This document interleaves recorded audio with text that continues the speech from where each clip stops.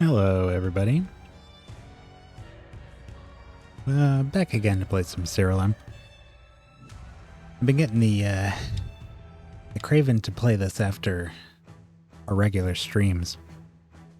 Just doing like short ones. So I don't know, I might just keep doing this. Doing maybe some 2-hour post-stream SIRALIM or something. Just sort of works out because after the stream for the day wraps up, I don't really have anything else to do. And typically I'll just play SIRALIM, so I figure I may as well stream it, right? So since last time, I have made some slight changes. Really haven't played at all, but I did switch out our Slaanesh here for a slightly different one. The previous one had the Wolpertinger trait where when he attacked, he would cast a Scourge spell. And that was fine, but I did want to experiment with some different ones. So this one I combined with a Moving Arbiter, I think it's called. So after start of the battle, effects are determined, he shares 40% of his speed with the rest of our creatures. And he is built for just being very fast. And our guys are very slow. So I figure that might help. The faster we can take our turns, the faster we can start getting our bonuses for having taken turns. So, and going before your opponents is usually a good thing. So, yeah, I mean, that's basically it. I think I did change... Oh, yeah, that's right. I changed a trait on Abaddon as well. He had the 75% reduced damage for everybody on their first turn, which was fine. It's a big damage reduction, but after that first turn goes, he essentially just doesn't have that trait anymore because it no longer applies to anybody. And with like Slaanesh, who typically goes first because he's so fast, he's not even benefiting from that 75%. So what I opted to do was instead, I just gave him a 25% damage reduction for everybody. So it's 50% less than what he had, but now it applies through the entire fight, not just the first turn for each of our creatures. So there were some other things there that were kind of cool, but I really just want him to have more damage reduction. And I'm potentially looking to get a little extra healing involved here, but I haven't put that much effort into it. Like I said, I really haven't played this since last night. Just enough to change those couple things. Let's see if we can roll. Do 2 rolls of this, see if we can get... No, nothing. That's fine. Okay, so today, basically the same deal as last night. I'm just going out there to, well, just to grind. I mean, there's lots of stuff for us to gather here, so I'm going after all of it. The things I really want are, well, our brimstone is now very low after having created a full new set of artifacts for this party. So that'll be good. And just favor with everybody is fine. We do need a lot of emblems for Tamir Margot. Hey, Deceiver. Yep, just started at 11, so I've just been playing, I was just saying, I've been playing SIRALIM after I stream normally, so I've just figured why not just stream that too. I probably won't do it every time I stream. Like if I'm doing a lot of team building stuff, I won't stream that, but going out and actually playing the game, I'll probably stream that. Yeah, here we are. Yeah, so other than changing this guy to give us some more speed, really nothing else. There was one other thing I wanted to try to focus on getting. Oh, right, we want the citrine spell gem materials. I noticed that we didn't get any last night, so we're still looking for that. I think I'm just gonna go down the list here and go to each of these realms. I'm gonna check the different altars to see who sells those, just so I know if I really need some citrine. I'd like to know which god has it.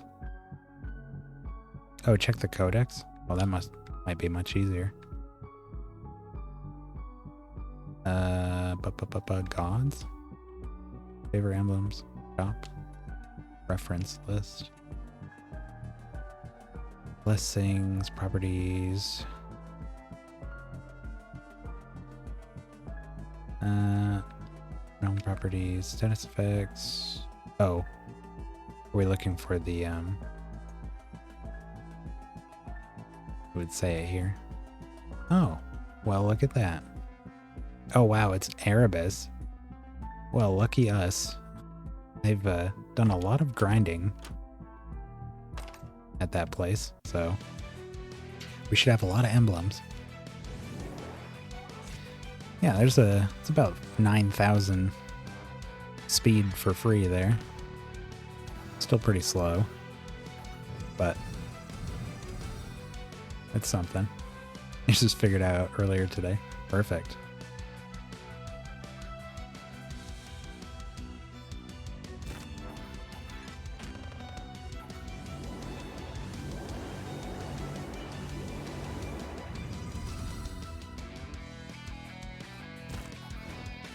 Boom.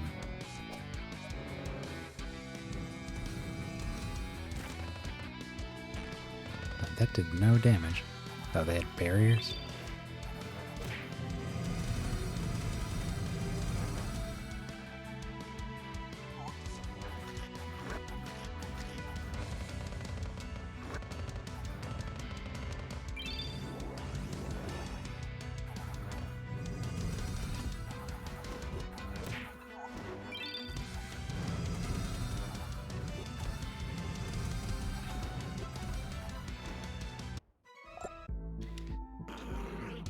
Okay. I don't know that that speed boost has changed much of anything, but we still have the other one in case we want to fall back to it.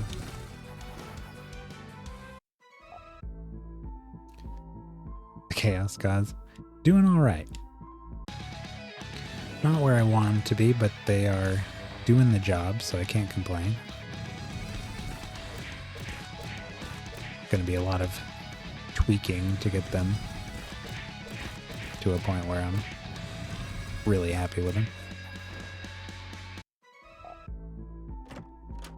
But again, some of that could be just their play style is quite different to what I'm accustomed to. Like I was saying last night, they're kind of, we're always using them at their weakest when the battle starts, and they just keep getting stronger and stronger. So in these, yeah, kind of plotting, doing these, you know, simple fights against stuff like this, you just want to blast through, and it's harder to do when they're so weak in the beginning. I mean, they're fine. They can do it. Like, we usually take everyone out before the first round is completed. Spell gem that increases battle fatigue per cast. Oh, wow. Huh, I don't know if I've seen that one. Is that a god shop thing or something? Or not, you said it's a spell gem. Yeah. Is it one of the gods things? Because that's what I figured. That's another thing I want to do is start going through and checking out all the god shops. Now that we have a decent amount of favor with a lot of the gods, see what kinds of things they actually have on offer that we might want to use somewhere.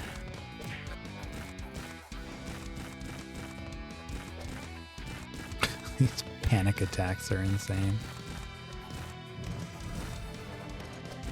Thing is, we use that panic attack, and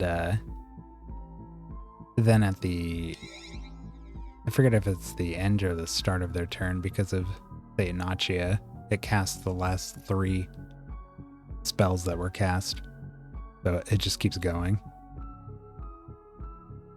Fire trait material, giving every pocket an extra turn.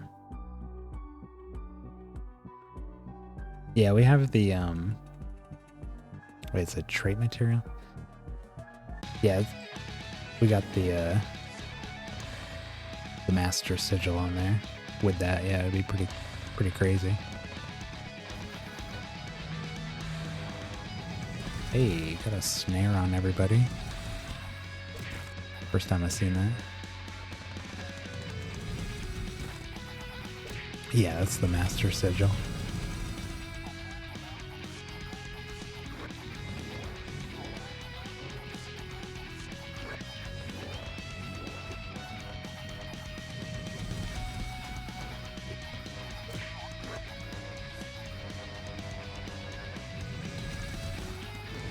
I continue to be pleased by how much damage defending and provoking does.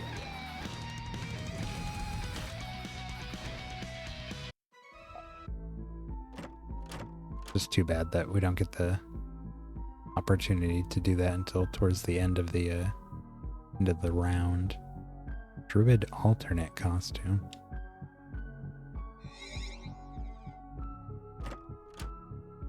Wyvern plush, aw.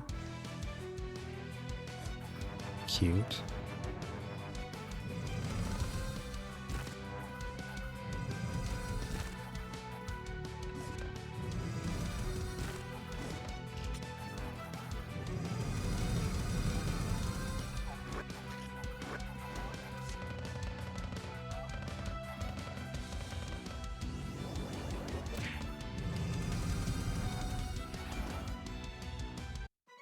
There we go.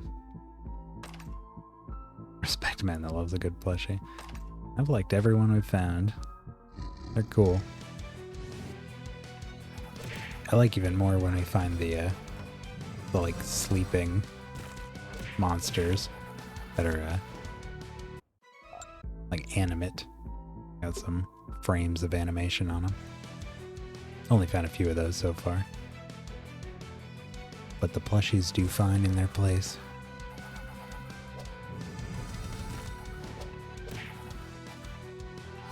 In Warframe, my collection of those, what are they called, floofs, was pretty big.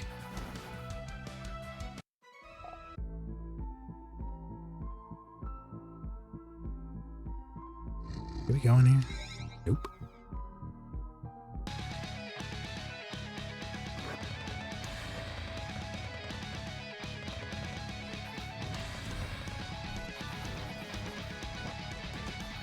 Decoration thing.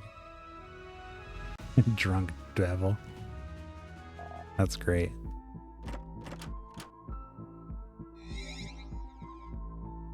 Really got to get in here and do some decoration.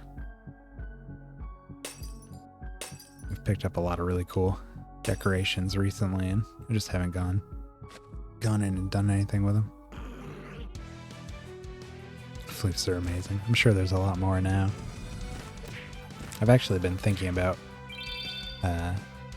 streaming Warframe again. It's been a long time since I've played, but I do occasionally check in on like dev notes, dev logs and stuff, to see what they're working on, what they've changed. I do miss it. An event going on. Oh, super rare arcanes. That's cool. Arcanes were something that I got into pretty late because it always seemed like it was really hard to get those. Energizing Grace, okay. But yeah, those things are pretty nasty. I don't like what's happening right here. There's a lot of stat gaining going on. Stop.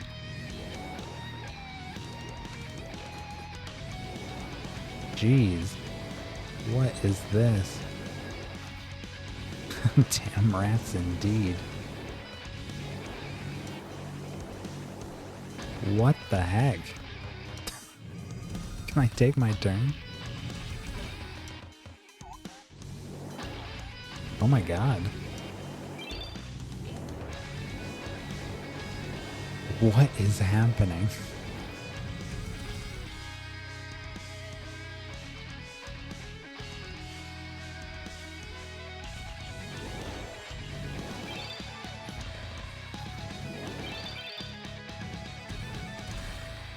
Is this going to be one of those fights where everything goes wrong? No, we don't have... I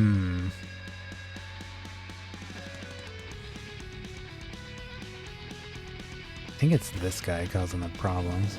But not doing any damage. Really need feared on them, but it's way too late for that. Good lord.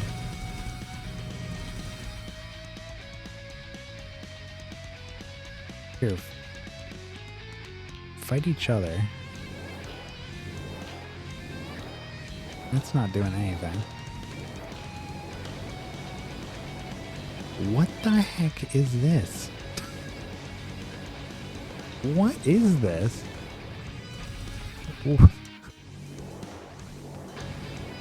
How?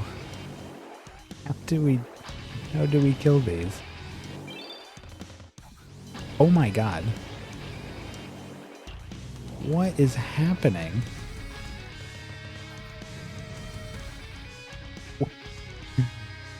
What?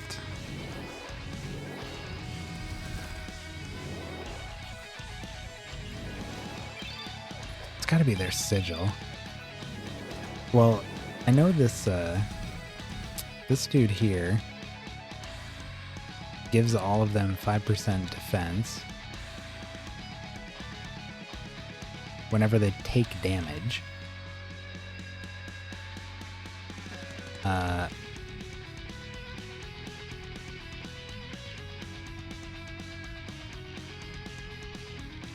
That's the only one. It's got to be their sigil, which I cannot see as far as I know.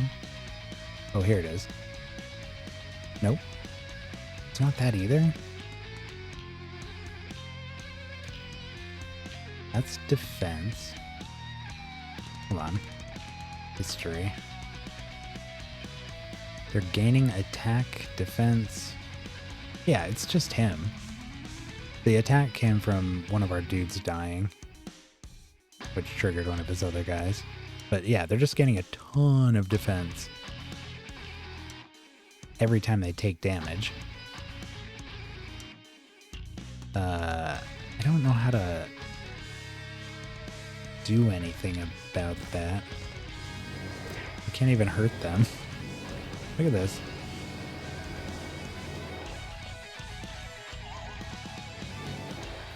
Formation. Formation. Formation. Formation. Formation. Formation. Because it happens for each one of them. Belgium that turns off baggings and... Yeah, I'm sure there is. Just nothing we have.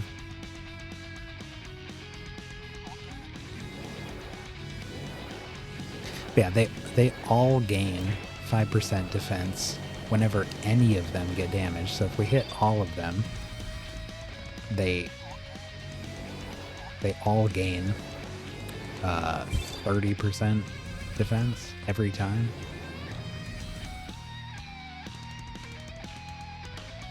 Fragmenting arrow. I mean, we can... 1 damage. And he healed. I fought these guys twice before, and this was never an issue. This is insane. Corn's crit did, like, no damage. Although, well, yeah, we will keep getting stronger here. So, it's something, but,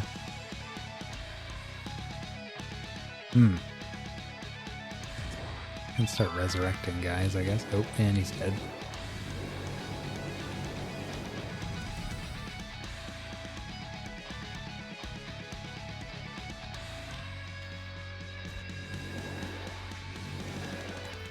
Master fights get harder the higher the level. Ooh. There's another one. Oh, and they gained a ton of health. And they're healing. And we're dying. And we're still dying. This is crazy.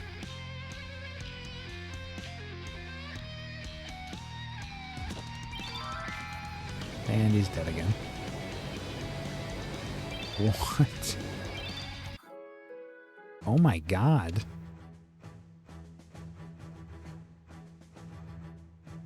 Wow. Well, that was something else.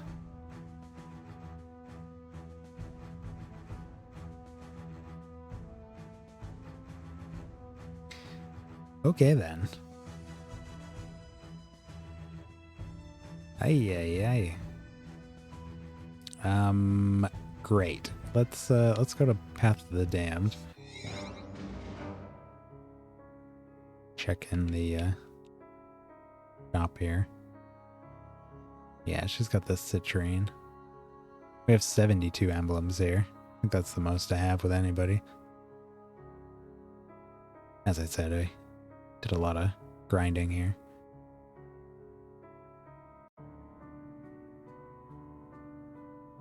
Creature takes a moderate amount of damage and gains defense equal to 200% of the damage taken.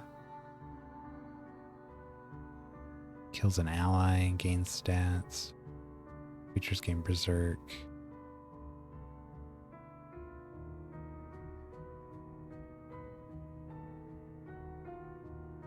Plains you complete the quest. Yeah, I know. I just figure while I'm there, I like to fight them. But usually they're not an issue. That one was pretty scary.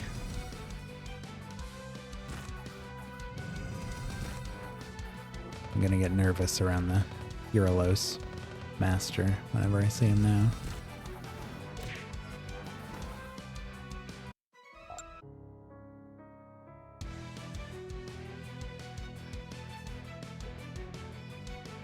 Right.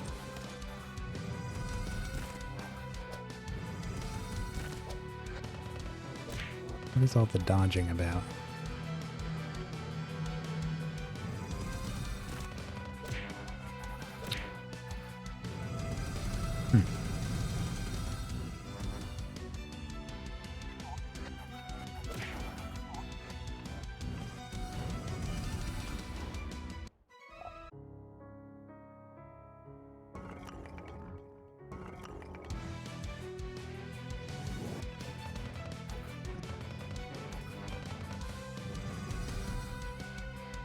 Got scorned.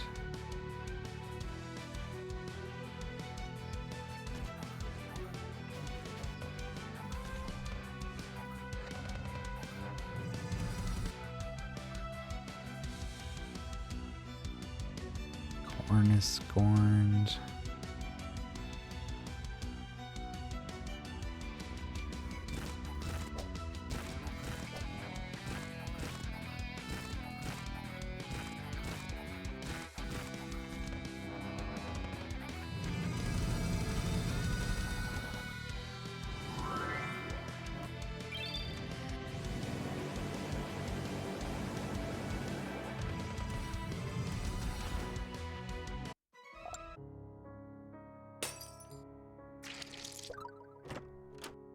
Tengu.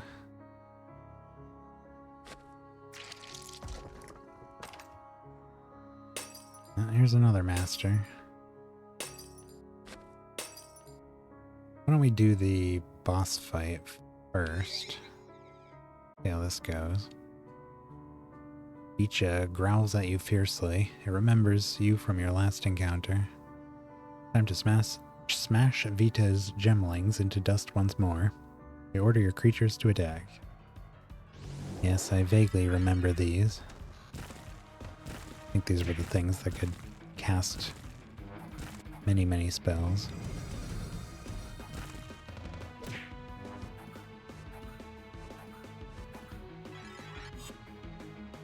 Oh.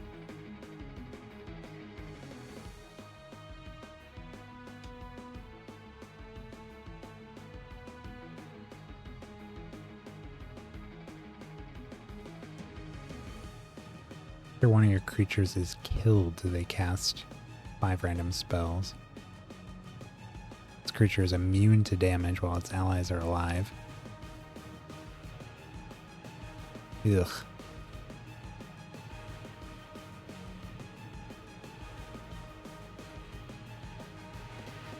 I wonder if we lock their spell gems, if it'll stop that from happening.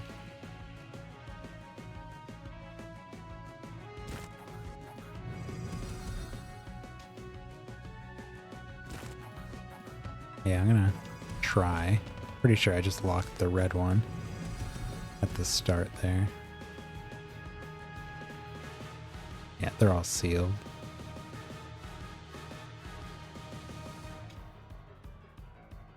We could get the sorcery demon on here. We could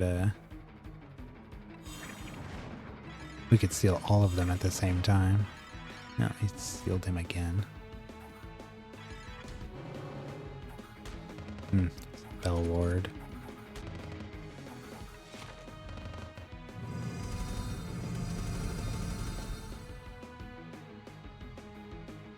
Greater dispel. What did this one do? Can't lose stats. It's not a big deal.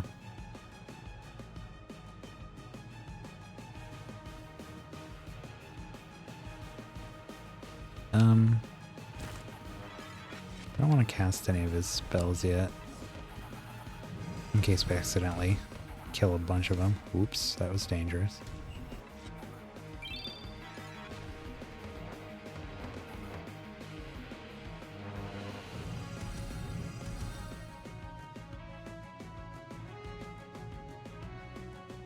Spread debuffs to enemies. There's somebody we want to do that to? We just snare. Immune to damage, but not snaring.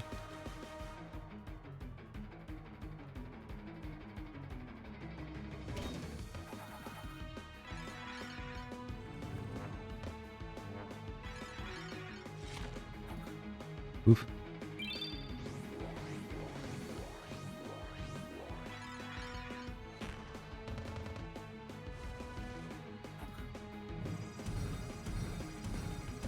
Slowing it down here. I want to see what's going on.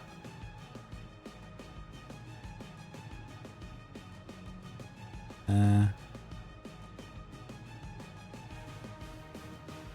we should always attack first, because then we get another turn.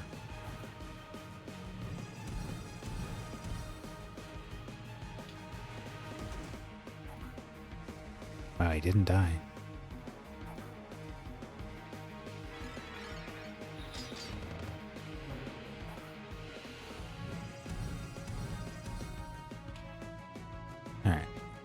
Who is sealed? This guy. This guy. Let's do the top row.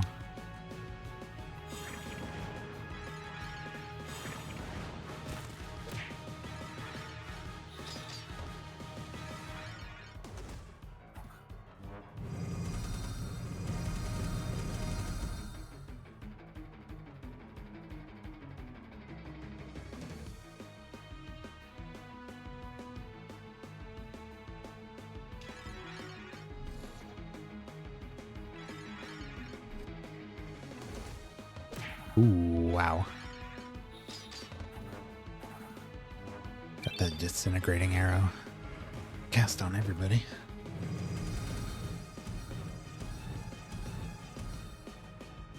I bet if I hadn't done the spell with Zinch, she would have done the spell lock.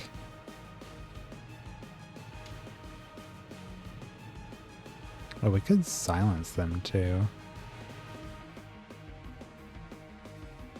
Zinch is still the only one that's got the sorcery demon on him. Oh, he's already got silence. Whoops.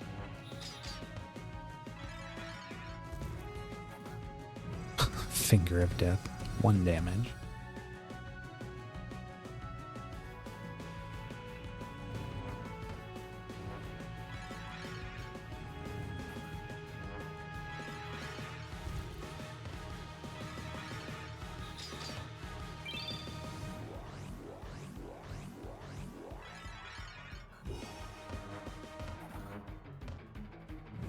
Beard. That would have been nice against the Uralos.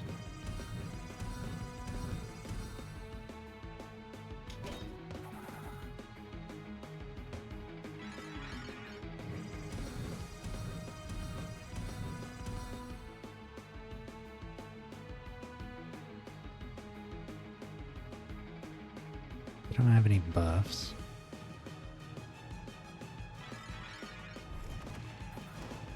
Ooh, that might do some damage. Nope. Guess. Oh no. Yeah, it looks like sealing the spell gem did not work. Because they're still going off.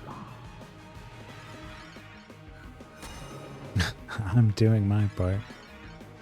Every little bit helps.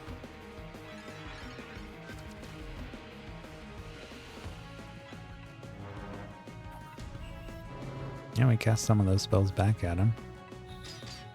Yeah, it looks like we gotta endure those spells no matter what, unfortunately.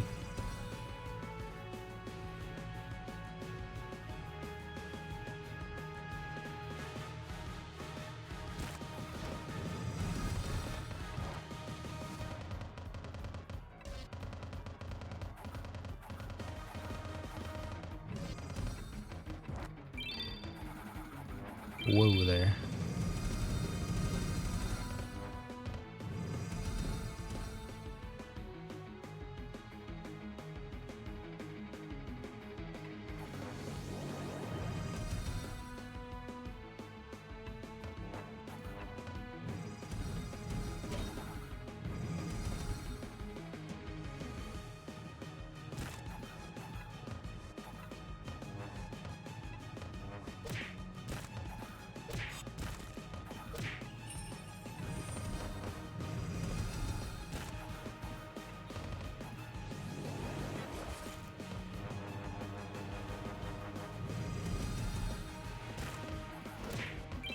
Oh, this is gonna be a mess.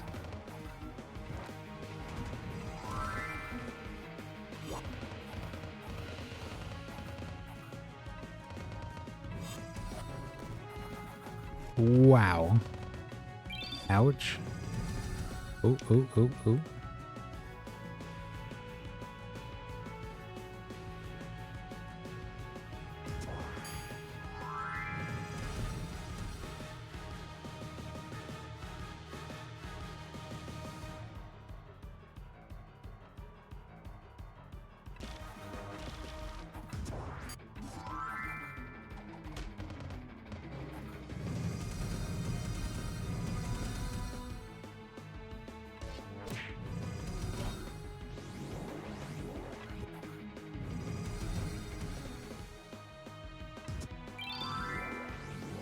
Everyone's back.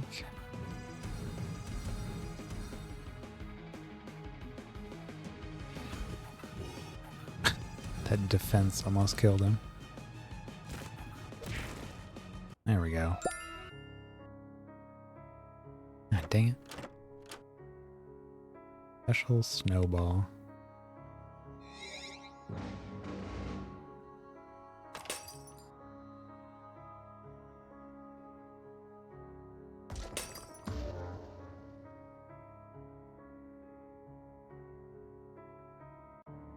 How many nether stones so far?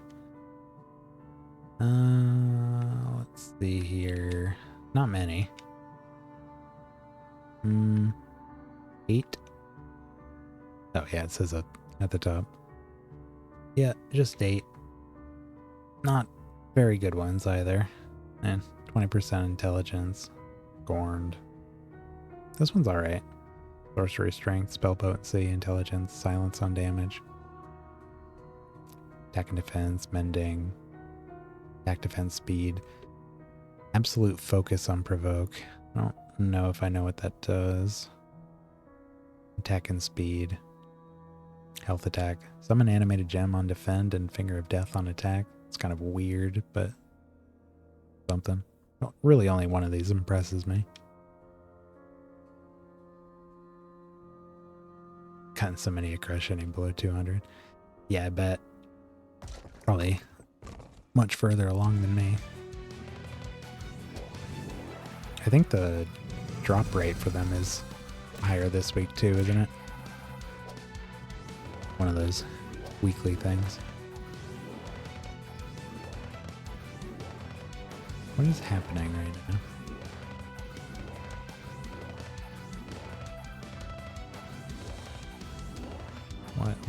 What is this?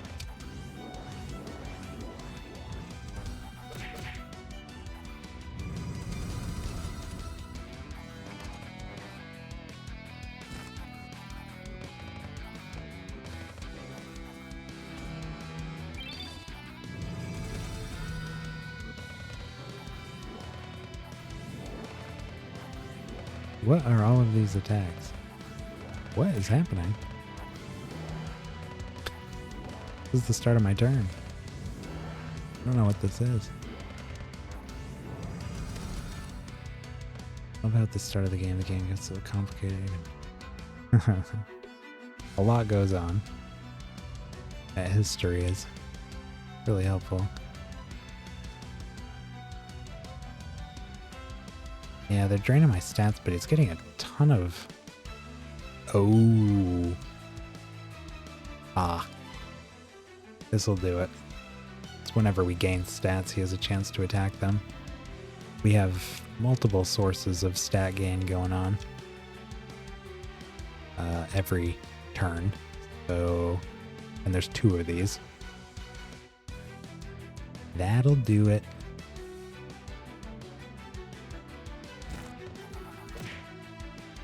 He did not die.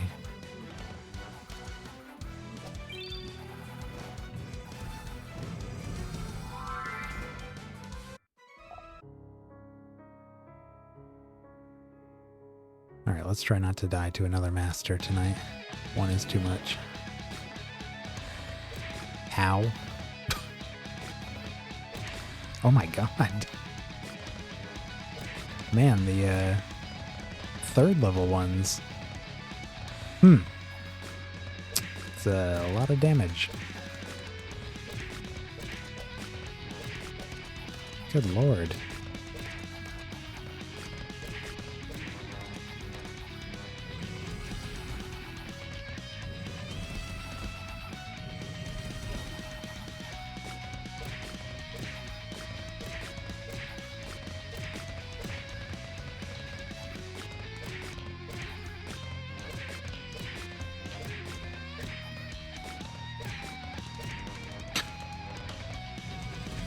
Oh my goodness.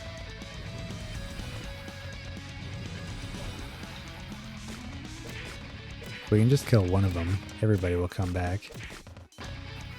But we might not get there. Oh boy. They definitely don't hit soft. Goodness.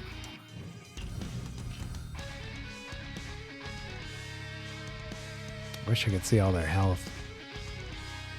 Is this gonna kill him? It did no damage at all. Well, wow. Wowee. I think I might have to start skipping the master battles for a bit. At least the 3rd level ones. Or 2nd level. That's the 3rd time I would have fought him. But when you talk to him, I think it says level 2. Boy. Yeah, it's hard to test a new team against stuff that strong. Dang, that was real painful. Where do I want to go now?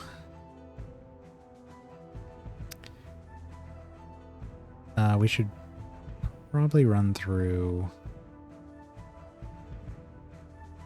what was it? Pandemonium one more time. I've summoned some more apocalypses, so I just want to restock on those.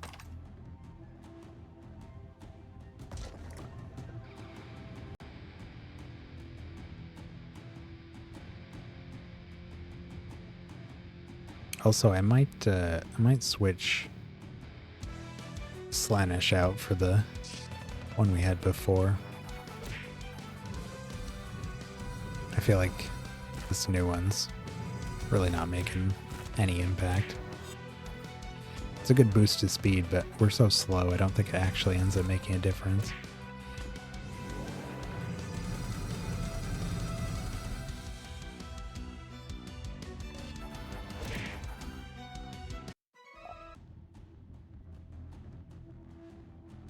Do that when we go back. Here they are, although the one I want isn't here.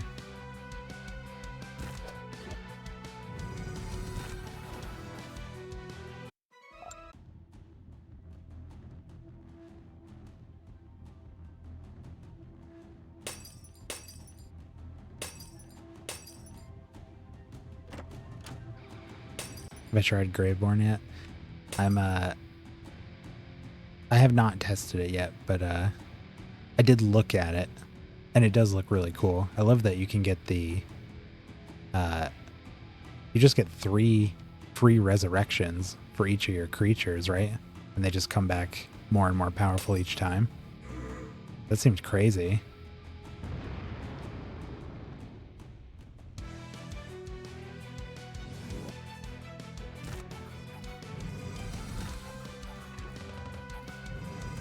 one of the ones that I want to check out with a fresh team.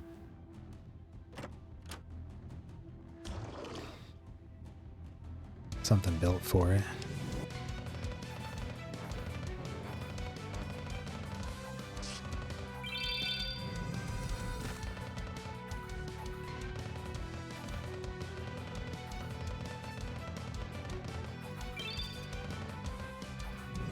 I like the concept of this team here a lot, and the theme we have going, but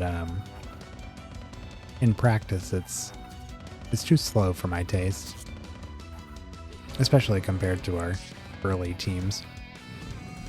The first team cleared very fast, and our abominations cleared slower, but still very quickly. At least compared to these. I might just have to keep making adjustments with these guys and trying to get them to a place. I mean, I might even be able to use this team with a different specialization and have better success. I just really liked how unique this specialization sounded and wanted to try it out. So I built the team for it. And it is cool. You're capable of pulling off some neat stuff. But, I mean, it's brand new. This is basically my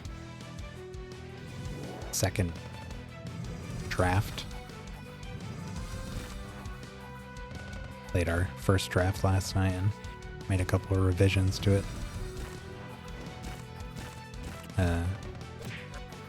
Earlier today. And that's it.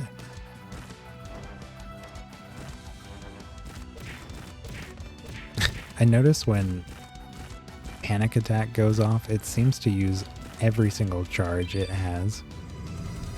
About 6 charges, but oops.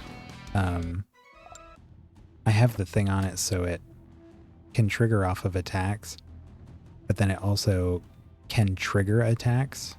So I think it just keeps triggering itself over and over again, which is really fun in concept, but then I'm out of panic attacks for the rest of the realm.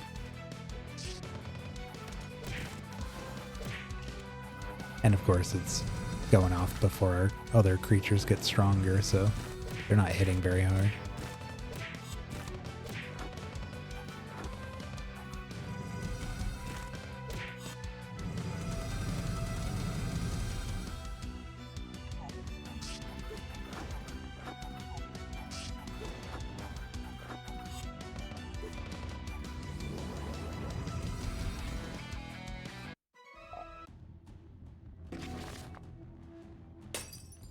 I'm afraid to talk to this guy. Beginning to suffer trauma.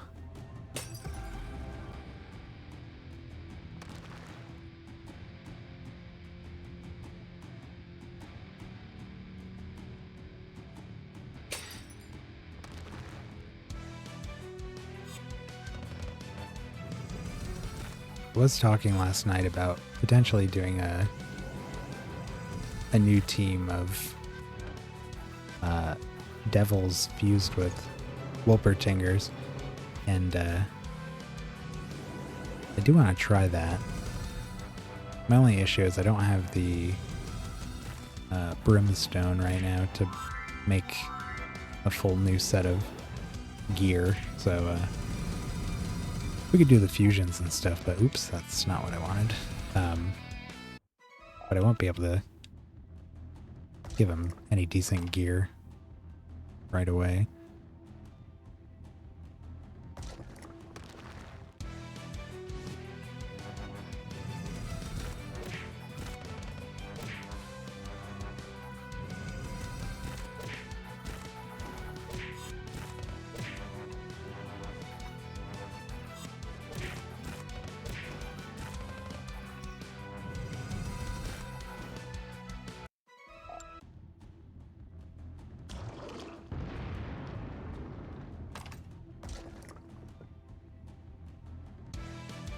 I'm really enjoying the process of coming up with team ideas and putting them together and seeing how they work.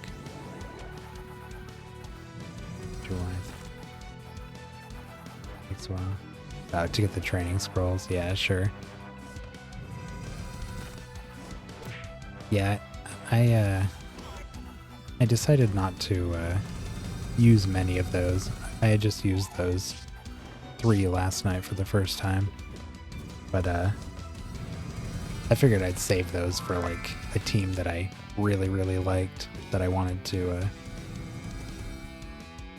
improve more than I already was able to, and just increase their stats overall, make them even more effective.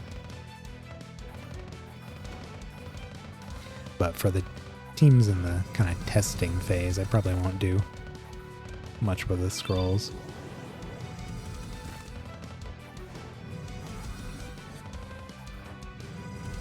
Yeah, it does seem like it takes a while to get them though, because you're only getting 3 at a time, right? And you can do... Man, I keep doing that. You can put 15 in one. So, I mean, that's 5 missions for one dude. Takes a while to do anyways.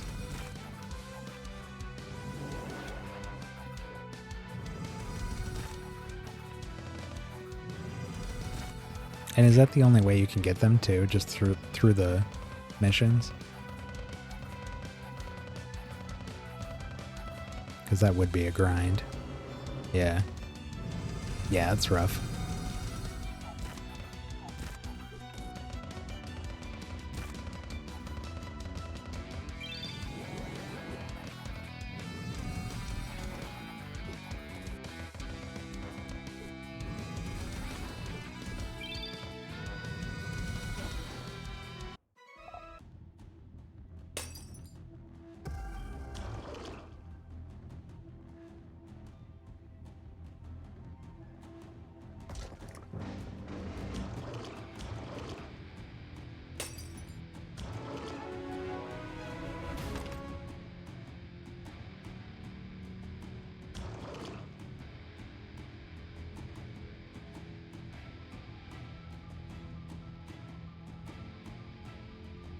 I feel like we missed an area somewhere here, but maybe not. Oh, there's a X over there.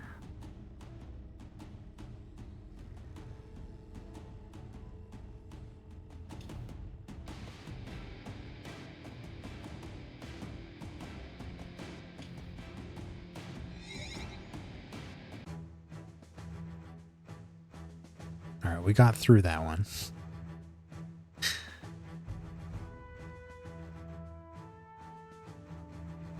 How we doing on Brimstone? 58k, yeah, that's not the best. How are we doing on prophecies? I have not checked this in a while. 2 of 5? Nah, I don't think I'm doing that one. If it was 2 of 3, I might hold off. I do need to kill more sorcery creatures, though. Go to the refuge. Try to finish that up.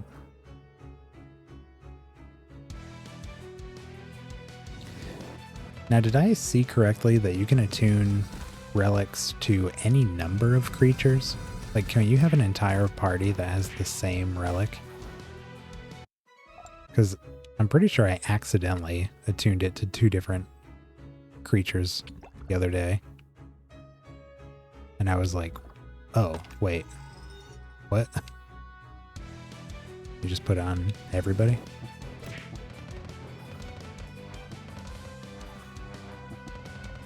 I just assumed that... Oh, it won't allow you to go in? Oh, okay.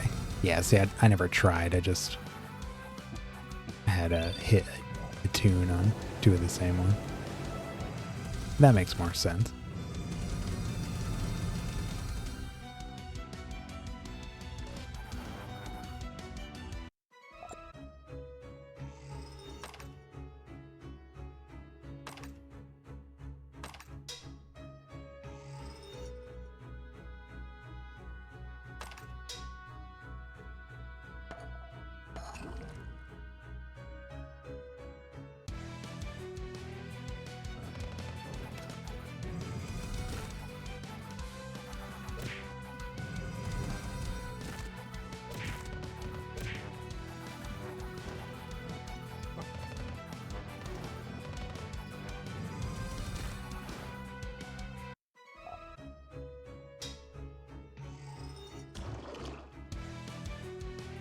Slimes.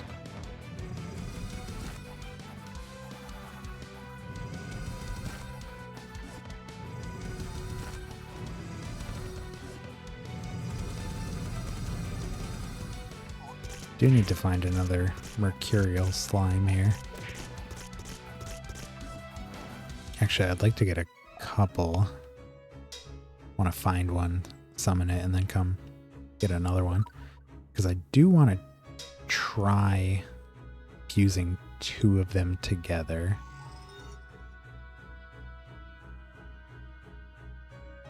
And I want to see if their traits do indeed stack.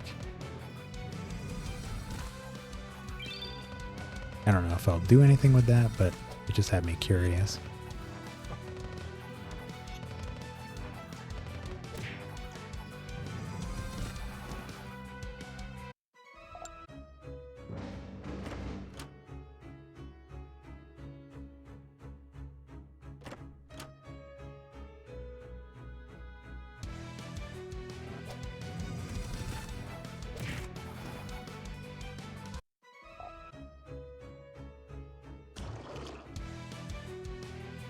There's a mercurial.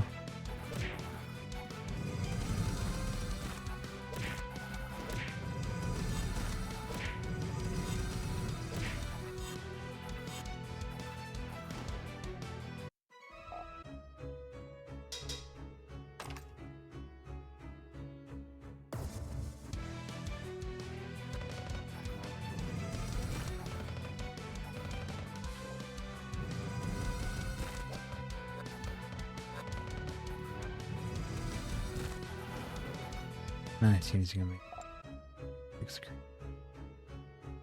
55 digits long. Yeah, no doubt. Just crazy. Now combine that with how many different specializations you could have them in. Obviously some would be trash, but that's also true of the different creature combinations. How many different spell gems each of them could have. Different equipment.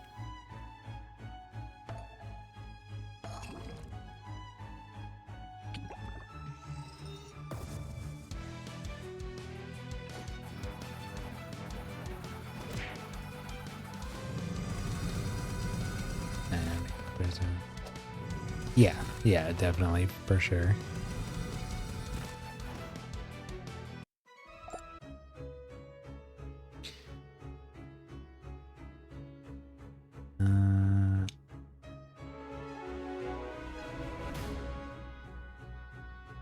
Familiars. Arcane and warded.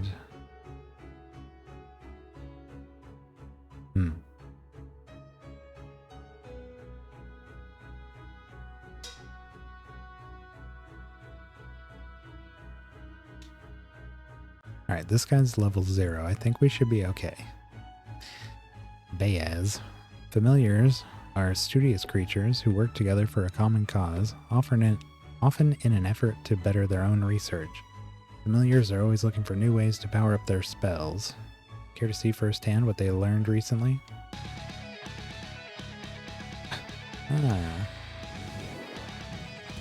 We've had a plushie of that elemental familiar in our castle for a while.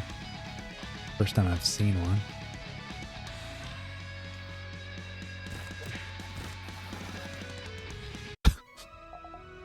died. Familiars have 10% more intelligence for each time your familiars have cast a spell in the battle.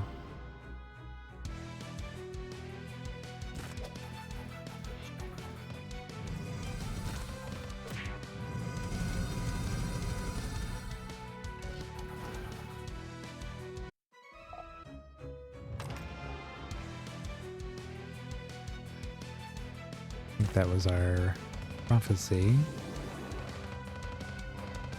Oh, there's a shield bearer here.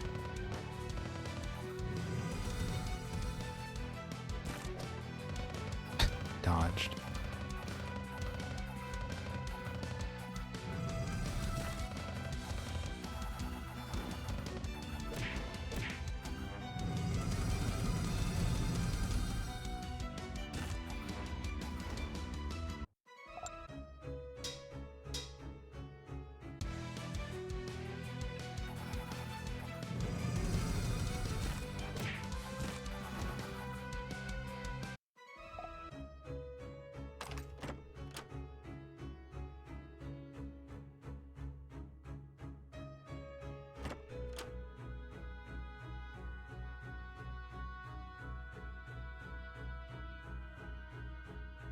One little path down here. Oh, there's a chest. It was all worth it. Anything else?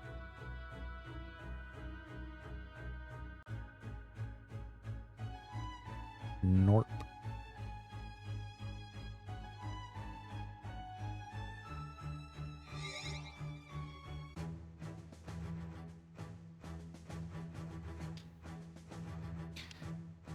I'm gonna swap these. Oops. Did that last time too. Nope, not that.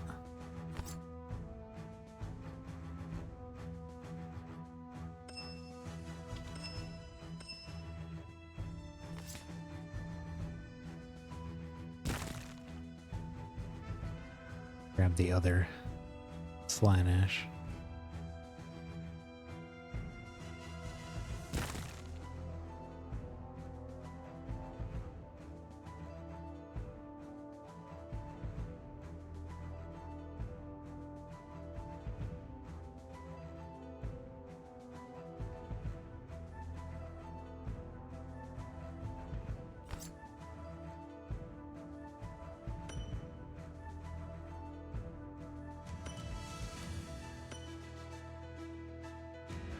Alright. And prophecies? Yeah, we'll turn that in.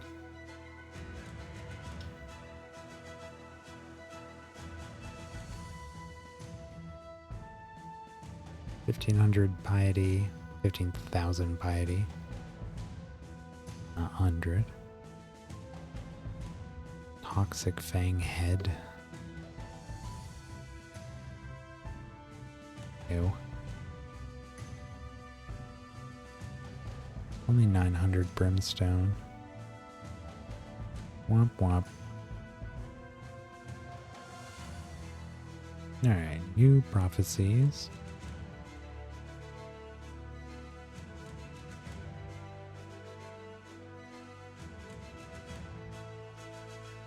Uh, 1,700.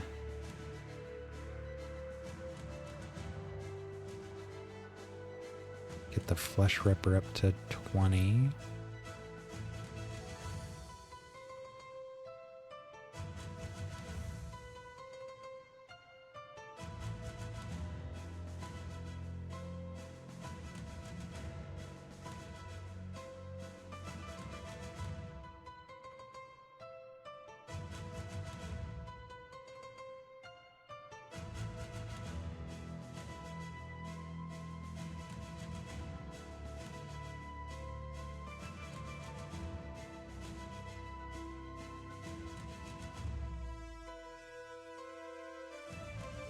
Oh, yeah, and oops.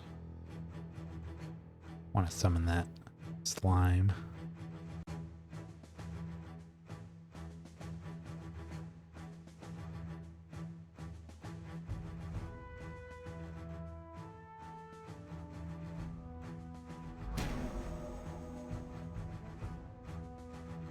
There he is.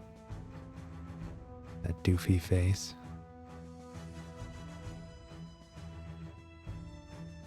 Go back there and try to get another one.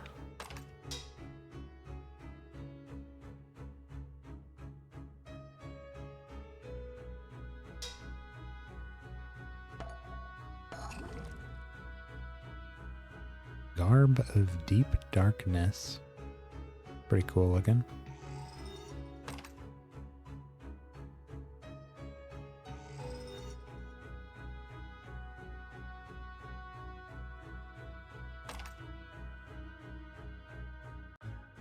Lake Grimoire Master. Grimoires are great for powering up certain spell gems to make them even stronger yet. Care to see what I mean? That's a lot of Necronomicons.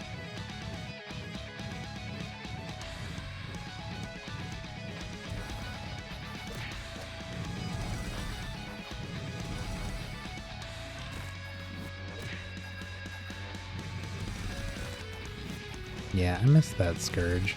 It's actually pretty nice.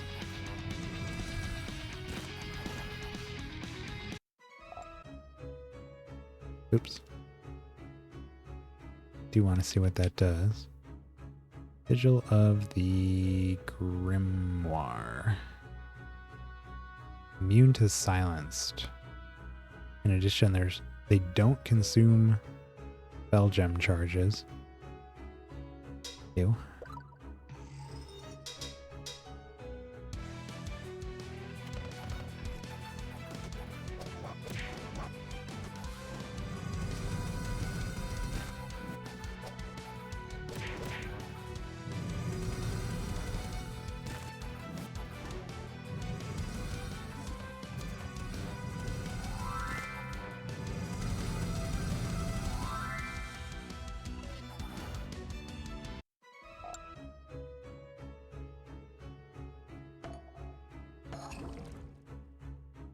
Brimstone.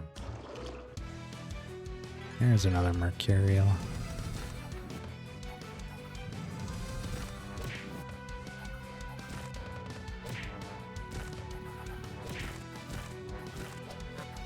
Oh no.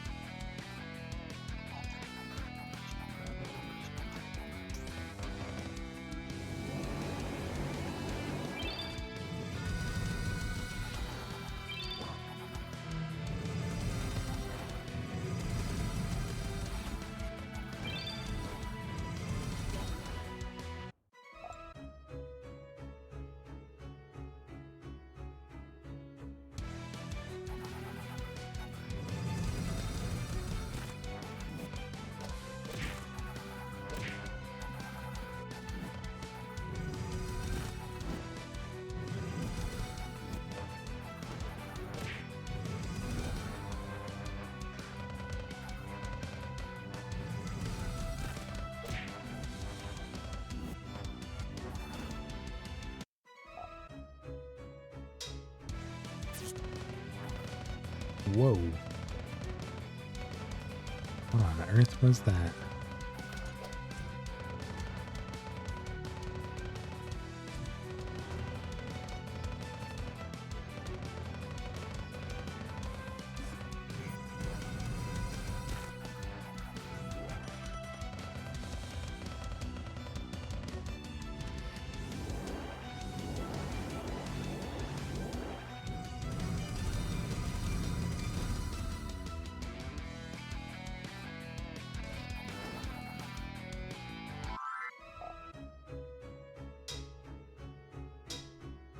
That conductive change is really strong. Too bad it only has 6 charges though. Otherwise I'd use it as my default attack on Zinch.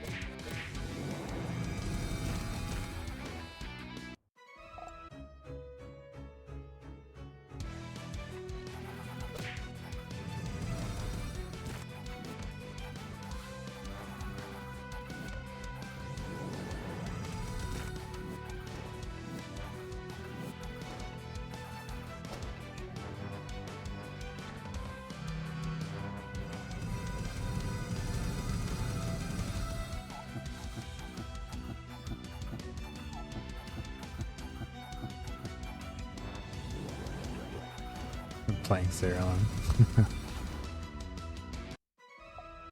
I would apologize, but not something to apologize for. What does debilitating blast belong to? I don't know. Sorcery? Yeah, that's what it seems like. No?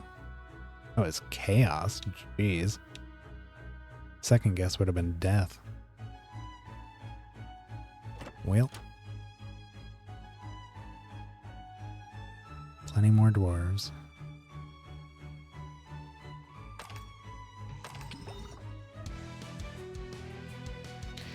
After your creatures take damage. Oh. Okay. Usually right. Yeah, me too. But we were both wrong about that one. Tricky dwarf.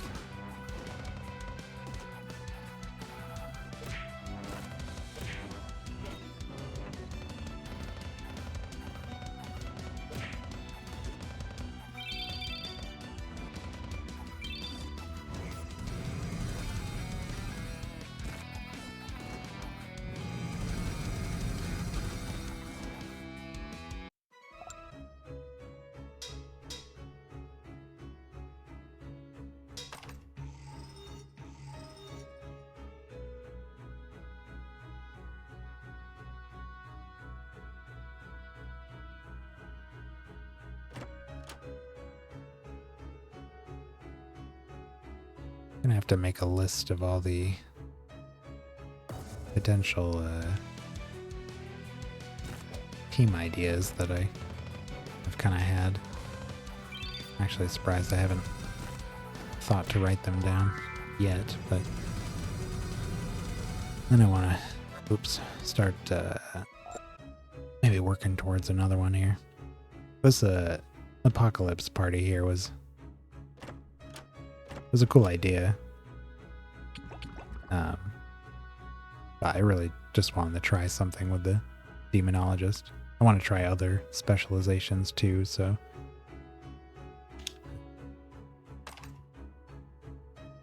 pick a specialization and see which of my ideas would be good for that.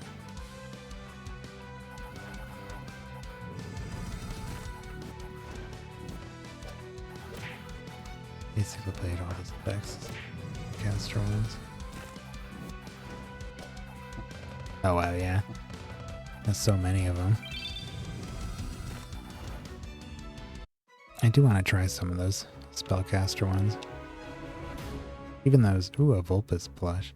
Even those grimoires we're just fighting there. Kind of interesting. I like the Necronomicon one for the minion summoning. Even just fitting that into a minion team or something might be cool.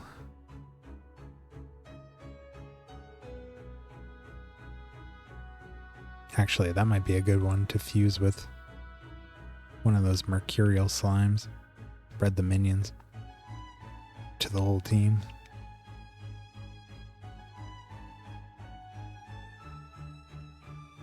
Alright, we are out of here.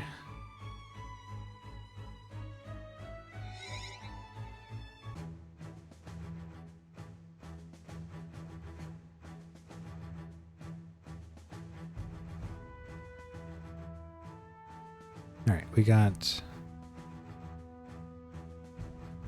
2 more before our next boss battle. We'll do some more of that. Go back to the gardens. I really need more emblems here. Now that we have access to that what are they called? God spawn? God something?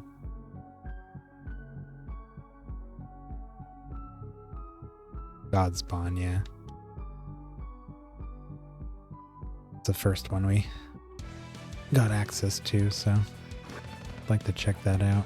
I've only seen God spawn referenced once before, which was on that bard that gives you like a 25% damage increase for each God spawn you have.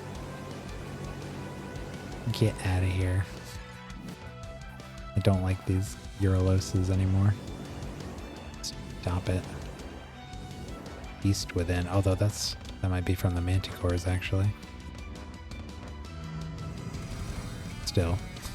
Stat increases in Uroloses. Oh yeah, here it is. Oh, when they gain a stat other than attack, they gain 50% of that stat as attack as well. So they're getting... Well, I don't know where they got this stat from. Oh, at the start of his turn he gets defense. And when they manually cast spells, they gain intelligence. Okay. Oh yeah, you had a God spawn team with the bard. Those bards, I mean, you're introduced to them right at the beginning of the game. I've never had a desire to use any of them. That particular one was interesting. It was just all the other ones that let you use different stats for casting that I just wasn't that interested in. But I mean, if each of the gods has a god spawn creature, then yeah, that would be cool.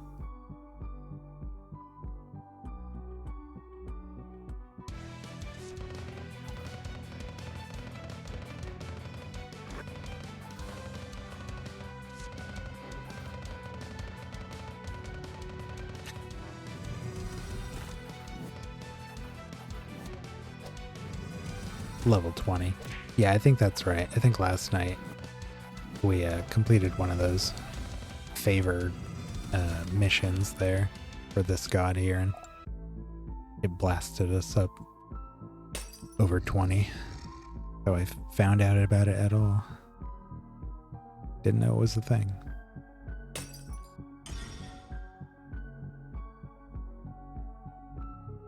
There he is again. Interested long enough for the end game? I hope so. I mean, I don't feel any fatigue on it so far. As long as I keep kind of experimenting with different builds and stuff along the way, and I don't hit too much of a wall. Should keep that momentum going. Now, how far is endgame content from me?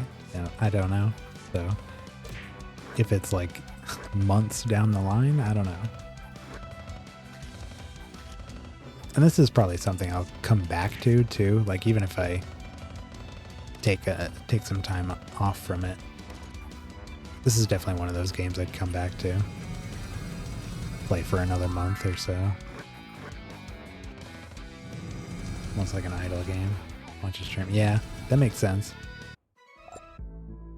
It is one of those games where you can sort of turn your brain off once you have something going and just grind. I love those kinds of games. I play a lot of them.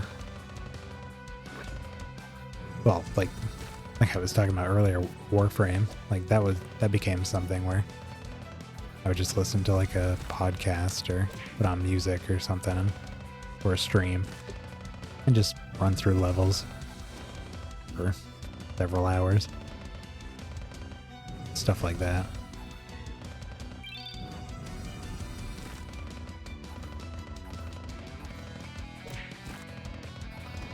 I'm a little more attentive when I'm testing out new teams and stuff, but yeah, just running through realms. Definitely easy. And then you run into Eurlos Masters.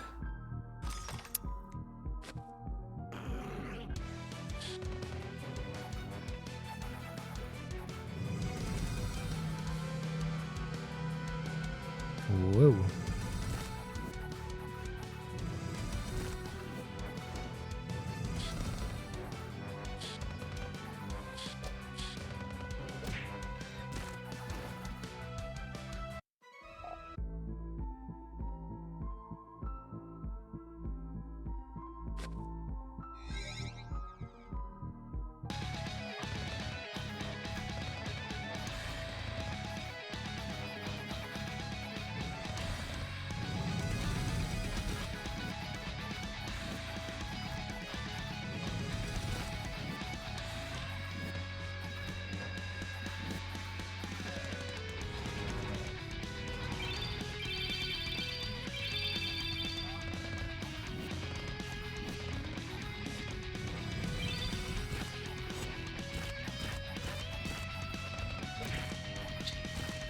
Here comes the panic attacks.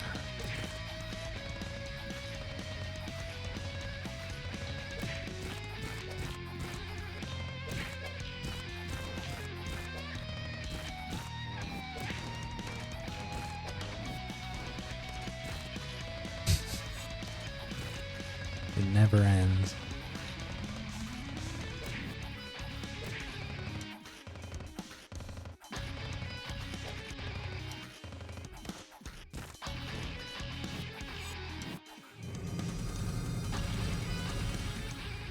Oops.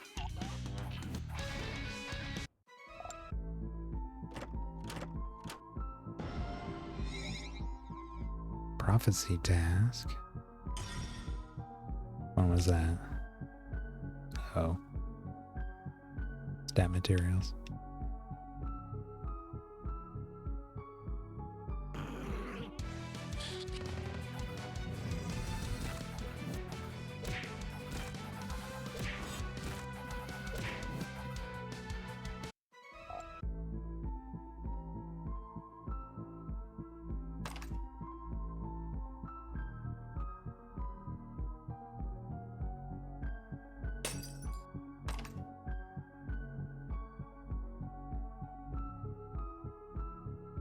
Interested. There's team planning app. Yeah.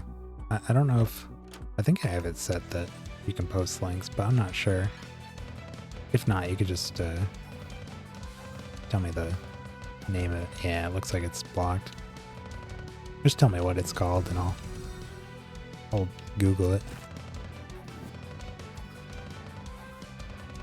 I do use stuff like that a lot of times when I play games like these. SIRALIM Planner. Okay. Yeah, that should be cool. It'll probably save me a lot of time looking through random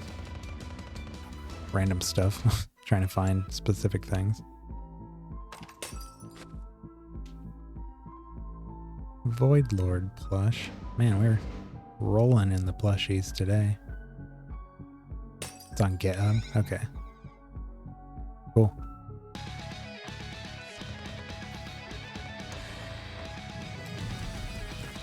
Search through traits. Yeah, that'd definitely be useful. So you could just like, can you type stuff like damage reduction and just have it bring up any trait that mentions damage reduction or something?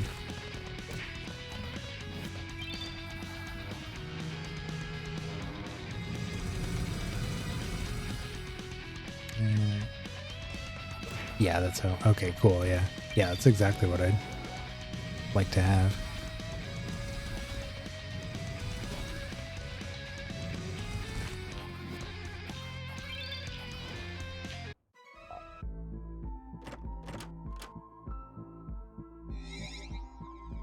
The competent demonologist. 1.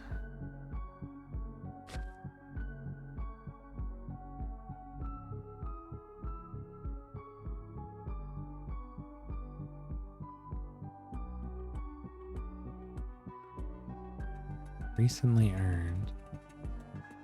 Ah, okay. 10 realm quests. I've never looked at this before. Usually I just see the names of the achievements. Sometimes I wonder what they are. I guess this will tell you.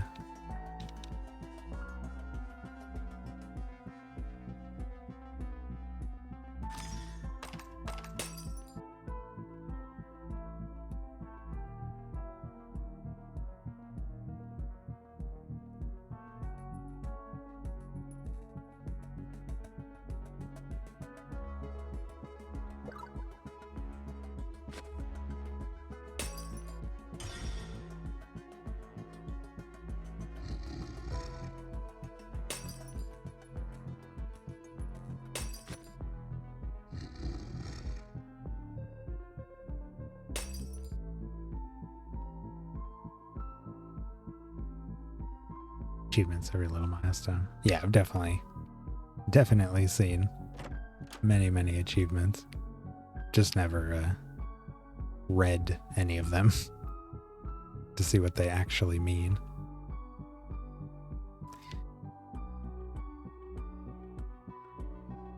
Don't they increase your there's something it increases the more you have. Oh, piety bonus.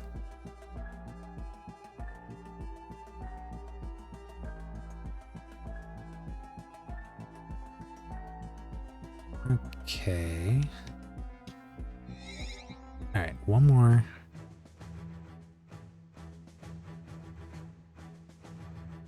And we'll fight this boss.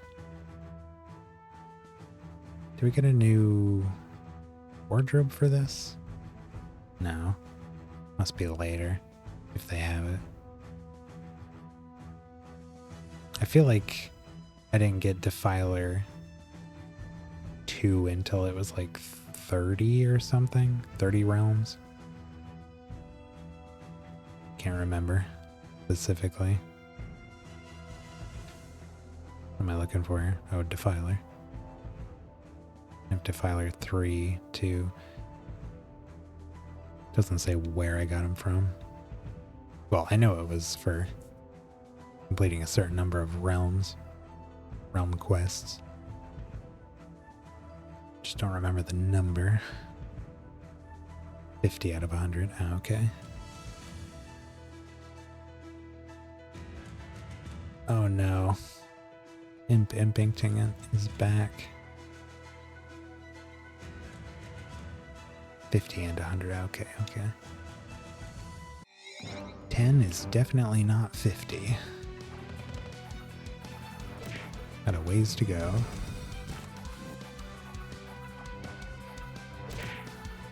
I like that you gotta really play with a specialization long enough to get those, though.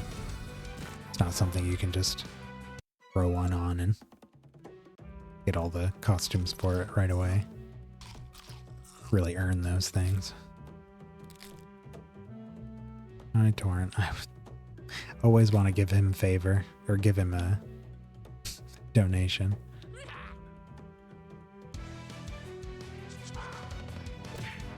He doesn't care.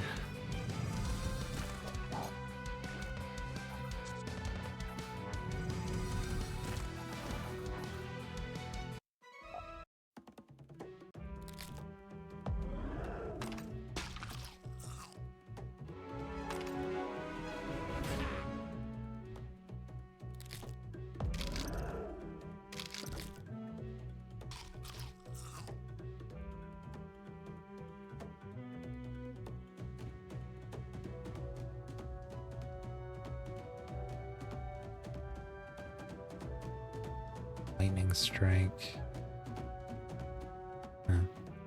Two things I do with provoking.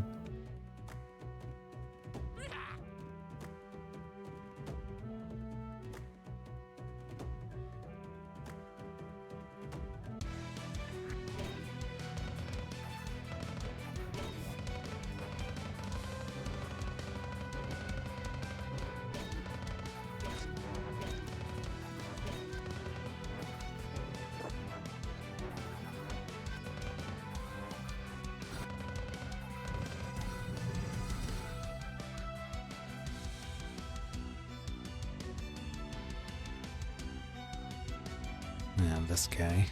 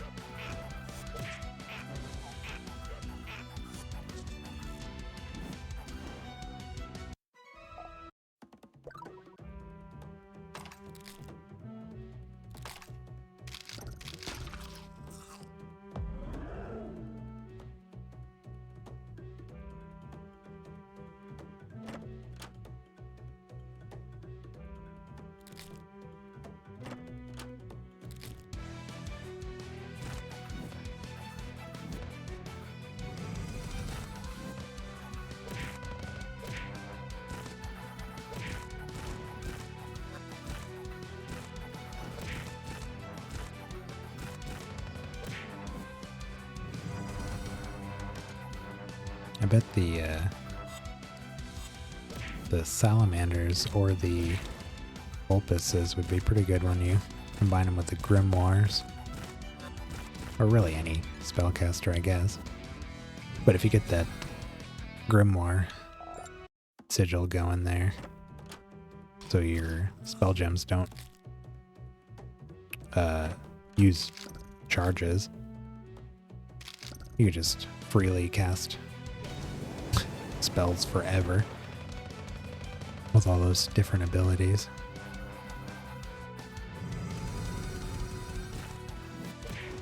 Got a lot of use out of just having a single Vulpus fused with a single salamander. I can only imagine what a team of stuff like that would be like.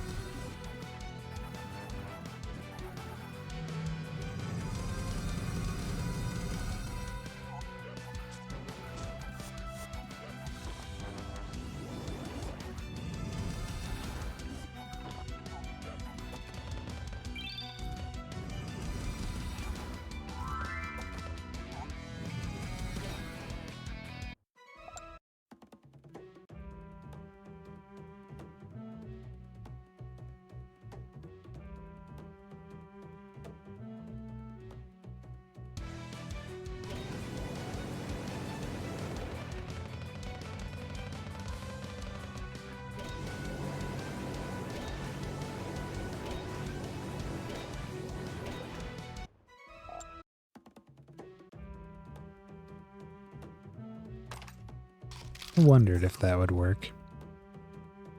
That mutant has that trait where whenever something provokes, it dies. Their whole team provoked because of I think it was a spell or something. The whole team just killed themselves. It's pretty silly.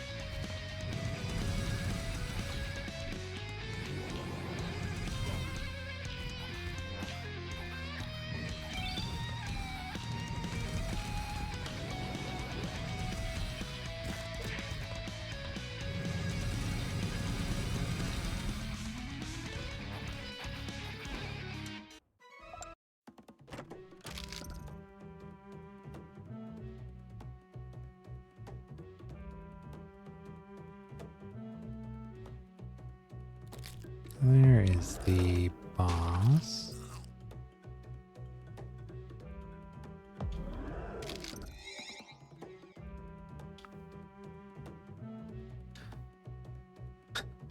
You're amazed that after all the times you've encountered him, Imp Impington still hasn't realized that you can't understand him. Hee-hoo-ha, hee-hey-ha. Hee-hoo-hey-ho-hey-hoo-ha. How many times we gotta teach you this lesson, old man?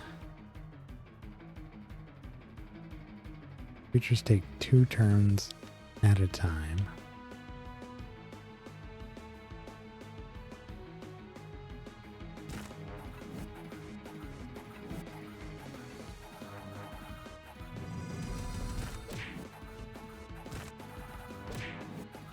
Well, luckily we snared most of them.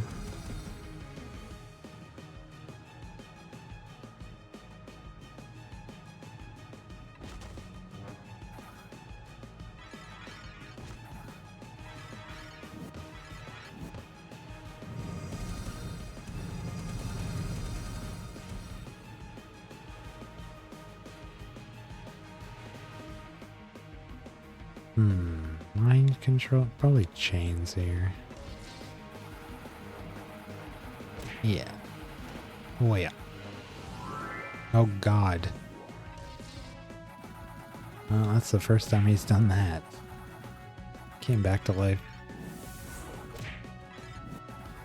Slightly different. More machine than man.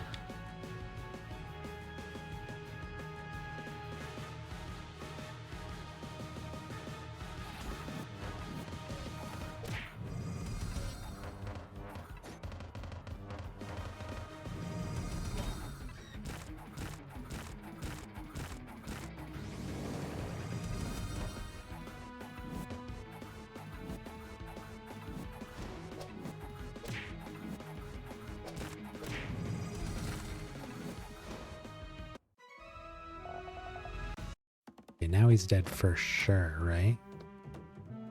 Surely he won't come back. There's no way. Leo the lion.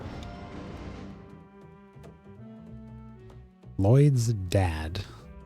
Maniac master. Maniacs are extremely handsome young men. Don't you agree? No? Then prepare to die a most painful death.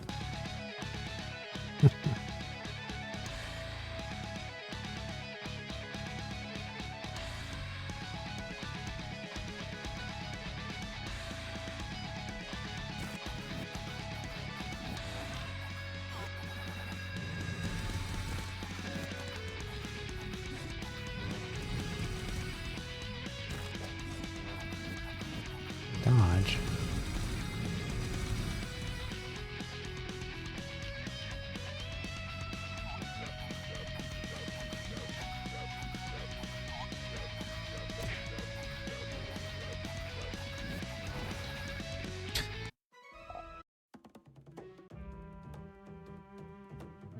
Sigil of the Maniac.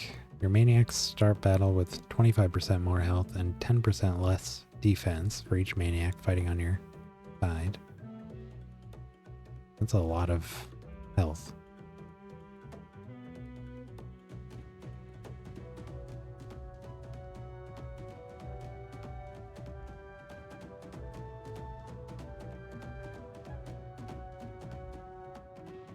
Let's go. Oh, the teleporter's down there anyways. I'm gonna go talk to those imps if they had anything for us.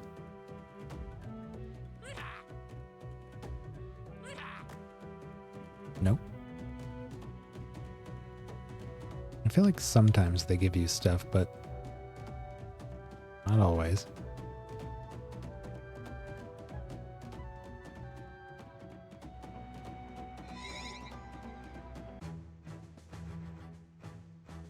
Alright, 2 projects. Domination Volatile. Hunt. Got to S rank. And Experiment.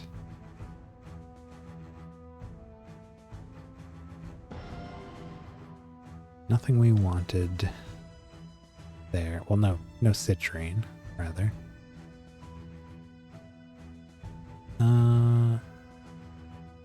Yeah, let's just do a hunt for that guy.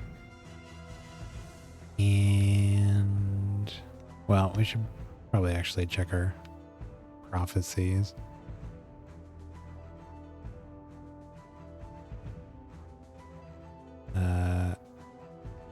Wow, is there nothing for quests? Oh, we have to do one more experiment. That was it though for quest ones. I'm surprised. Usually there's a couple of them at least.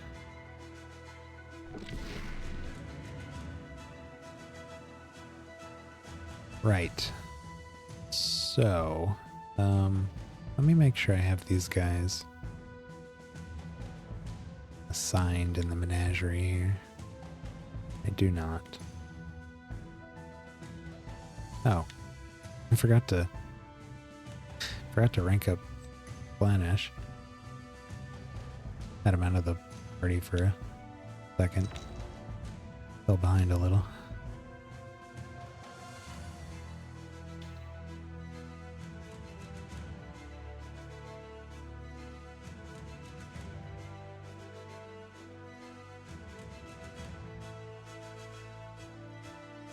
Okay.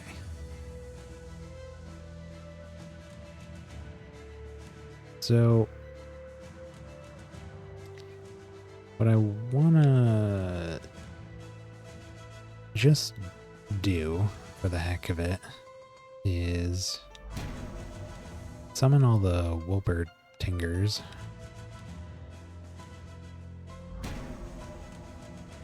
I assume that's how you pronounce that. I don't know how else you would, but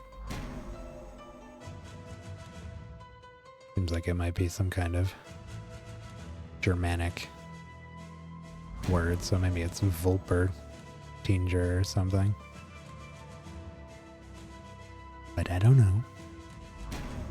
Summon all these and then see if we have all the devils. I don't know what specialization I would use that team with, but well, maybe tribalist, probably fine.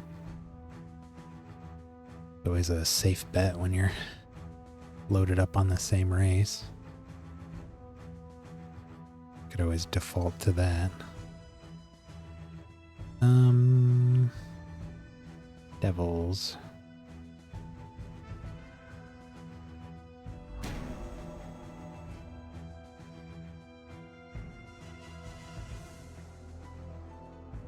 Now, was I right that these guys, their damage increase doesn't discriminate to attacks or spells? Yeah, it's 200% more damage to death creatures for this guy. Takes 65% less from them. Yeah, so you can use spells or attack for them, which is good because the idea is to use these Scourge spells that are all boosted to heck from the various Wolpertinger traits. Krampus, he is the one that shares them? Is that what it is? I've seen him, but I don't know if we can summon him. Let me see here. He's definitely... I've killed a bunch of him. Just out in the wilds. Yeah, I think that's right. He's down here. Yeah, he's at 0%. Oh, he's the Chaos Guild shop, which I don't even know what that is. If we haven't unlocked that yet. Devils share their innate traits with each other. Yeah, that would be what I want.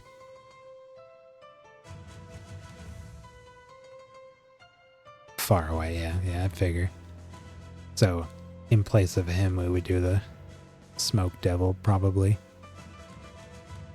But yeah, the party would be definitely less effective without him there.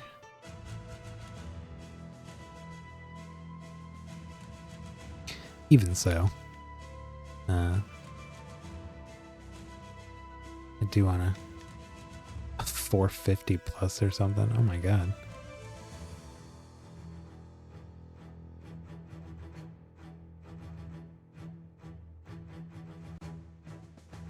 How many of these do we have? 2, 4, 6, 7. Okay, so there's one of these that we wouldn't use.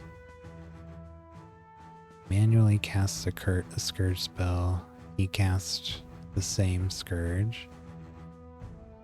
After your creatures cast a damaging spell, they recover life, health, equal to 30% of the damage dealt.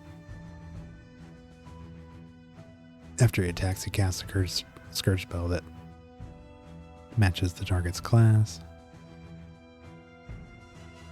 Creatures' Scourge spells no longer consume charges and cannot be sealed. Scourge spells also afflict the target with a debuff that's based on the type of the Scourge spell cast. At the start of battle, your creatures gain a Scourge spell that matches their class. Scourge spells deal 100% more damage. Well, so we definitely want that one.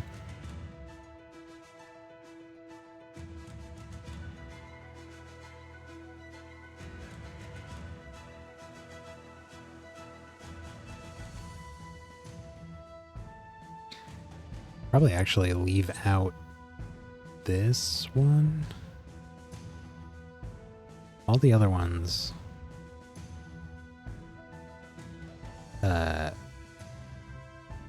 Well.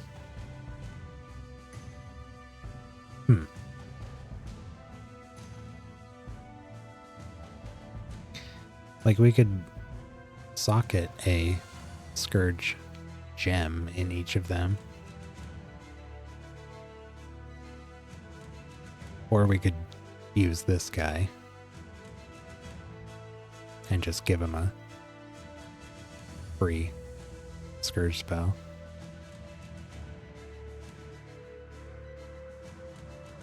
Matches their class. No, we don't really want that actually, because they're all going to be... Well, they're all going to be either nature or chaos, so... I'd rather have diversity in there. So yeah, I guess we would give each of them a Scourge spell or whatever they're best against. So like the Cinder Devil would have a Scourge spell for nature. Doom Devil would have one for chaos.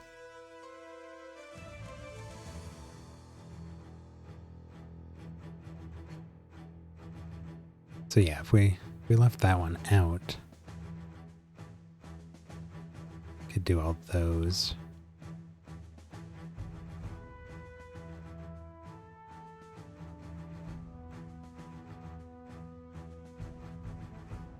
Seeing if their stats vary in any meaningful way. They all do have slightly different stats, oddly enough.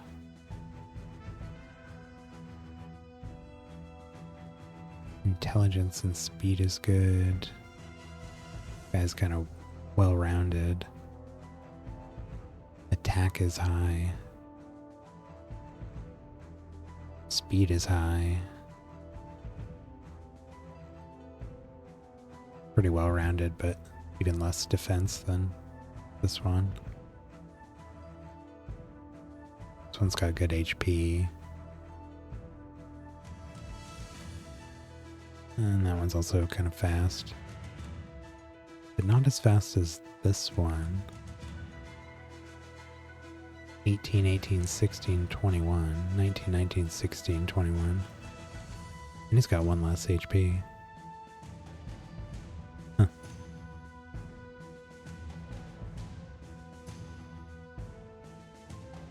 Oh, yeah, I want to look at the... we have 2 citrine now. Hooray. I want to look at the master material for each of those. Devil. Increase the additional damage granted by your devil's innate traits from 200% to 300%. Yeah, that's pretty good. And then the Wolpertingers are, if all of them are Wolpertingers, their Scourge spells always crit and have a 50% chance to cast an additional time.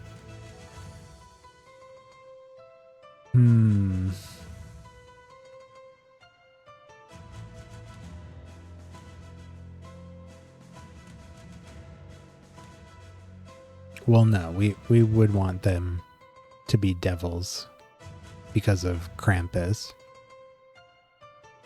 Because he can only share the devil's innate traits.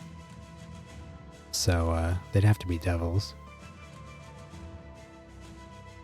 It's too bad that's so far off, because that is a neat idea. Here, I'm gonna start that list I was talking about. Just write it down so I know what I'm looking towards here.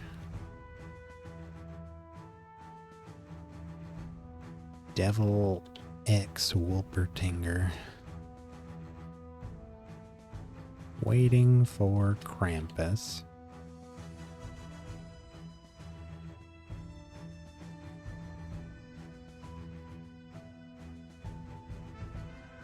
Alright. I think what I actually want to do here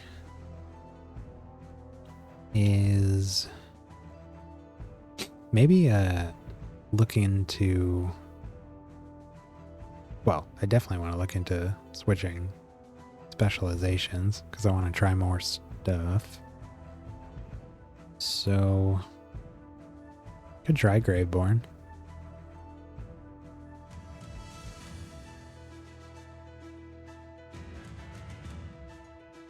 I'm curious how this plays.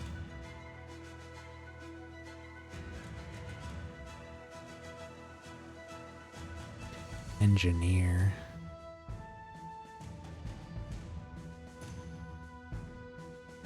Druid is pretty interesting. I'm actually curious what they have for perks. Gain a random buff for every creature missing from your group. Start of the battle, if you have at least 5 creatures missing, your creatures gain up to 2 random traits belonging to their race.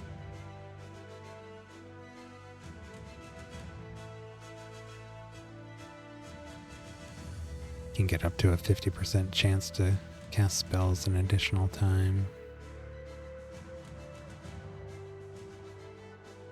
Start battle with more max health.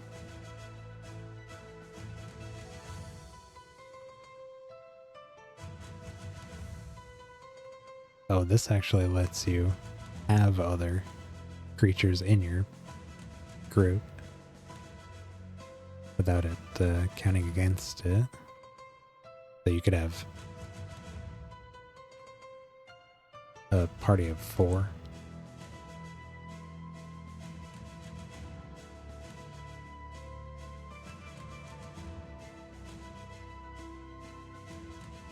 I deal with 4, okay.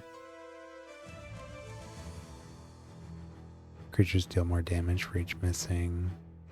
Extra dodge chance. Chance to move to the top of the timeline. Chance to deal crit damage. Increase stats. Chance to attack an additional time. Resistant to debuffs. Less damage. 1 additional spell gem slot. That's pretty cool. Huh.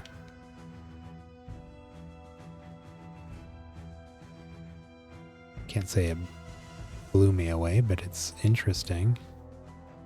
I like the restrictions imposed by it. Try to build around 4 instead of 6. Be a neat challenge. I've always been curious about this animator, the very first specialization you see. Haven't actually looked at it. Animatus starts with up to 5 random buffs. Gains copies of your 4th creature's first 5 spell gems. Gains a copy of your 5th creature's innate trait. Oh, I see what's going on here. That's interesting. Huh. Always has an animated weapon. Deals additional damage equal to his highest total stat of all of its artifact stat slots. Animated gem.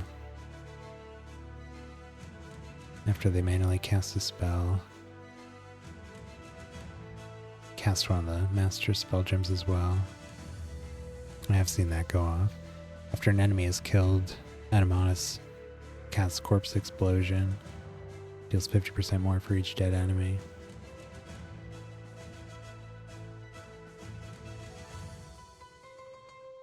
Immune to debuffs in normal battles and resistant to buffs in boss battles.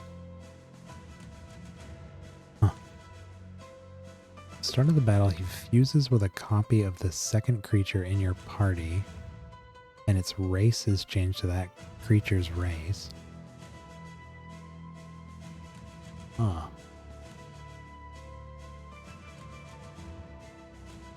So he fuses to the 2nd one.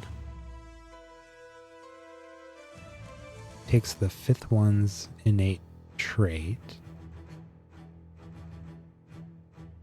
Takes the 4th one's gems. Splits his damage with the 6th. Gains extra spell slots. Buffs and minions persist through death. After your creatures gain a buff, he gains it as well. Probably the spec where the team order matters most. Yeah, right? That's what I was thinking. It's just interesting that you have to kind of build around who is where. Decide which one you want for your 2nd slot, which one's for the 3rd. Gains a percentage of your 3rd creature's stats. After all your creatures are killed, he gains a percentage of their stats. It's only after enemies are killed that he casts Corpse Explosion. I was going to say, that could be good. That's a pretty neat one. I wouldn't mind building something around that.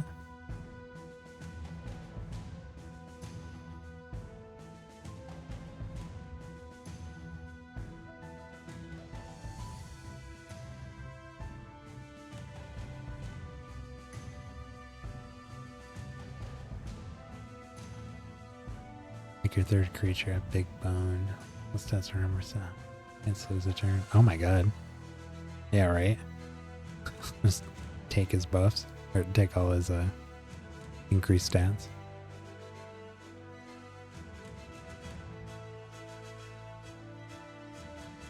I'm curious about this. I already forgot what it was called. Purgatorian. Keep doing that. Here we go. Dead creatures have more stats. Well, we're off with a very odd start. If you only have one living creature, has up to a 50% chance to avoid damage. Buffs and minions persist through death. Creatures deal more damage for each time your creatures have been killed in the current battle. Dead creatures attack a random enemy for additional damage every 3 turns.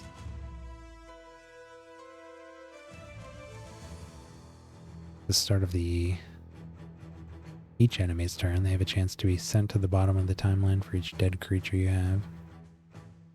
After your creatures provoke, they give your creatures percentage of their stats and are killed. Isn't that just what the that mutant does? The same thing. Creatures' traits are active even while dead. Oh, that's pretty cool. Doesn't affect traits that cause creatures to intercept or take damage in the place of allies. Creatures attack an additional time for each dead creature on your side. Take less damage for each dead creature. Cast an additional spell for each dead creature on your side. After your creatures are killed, one of your other creatures casts Murder of Crows. Random enemies take moderate damage 3 times, plus 2 more for each dead creature on the battlefield.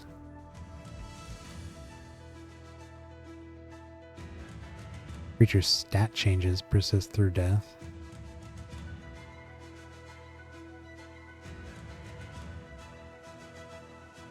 Dead creatures cast one of their spells with more potency every 5 turns. Psychic Suicide. Creatures deal more damage for each dead creature on your side. Huh.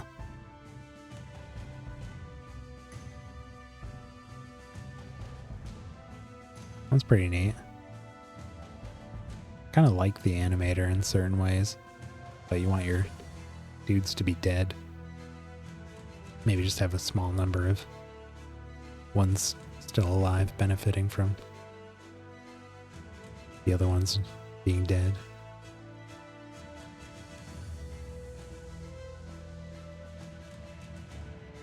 Rune spells. Utilize Blighted.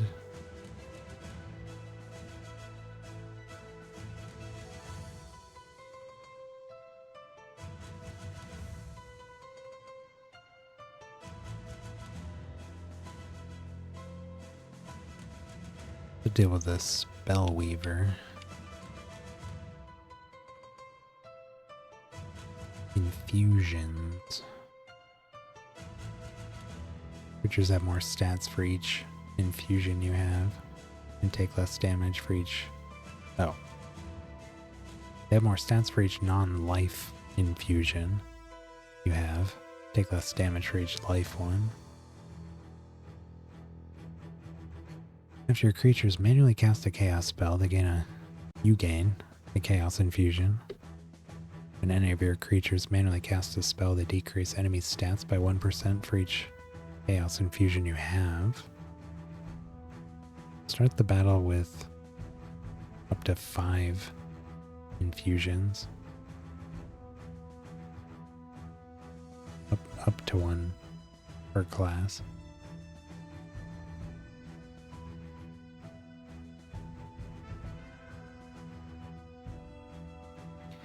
After your creatures manually cast a spell, they also cast the spell gem below it.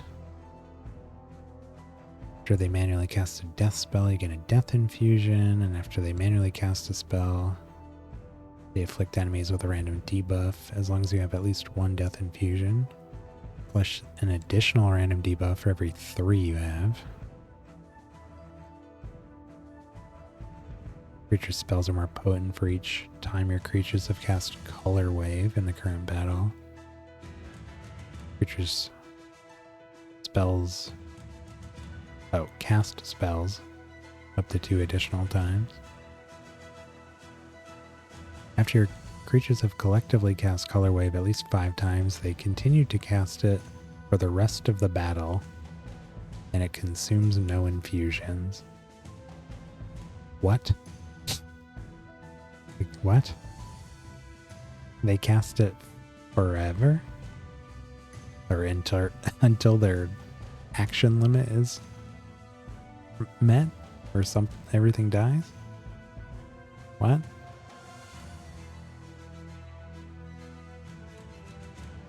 Creatures cast on properties have an additional chance to activate.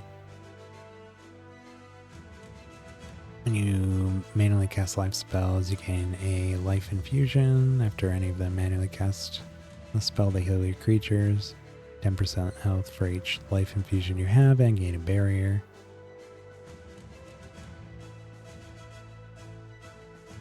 Nature spells give nature infusions, and when they cast spells, their stats are increased. 3% for each nature infusion you have. While you have at least 1 infusion that matches your creature's classes, those creatures are resistant to debuffs.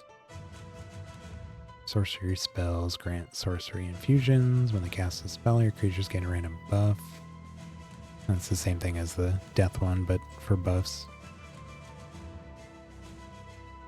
After your creatures manually cast a spell, they also cast the spell above it.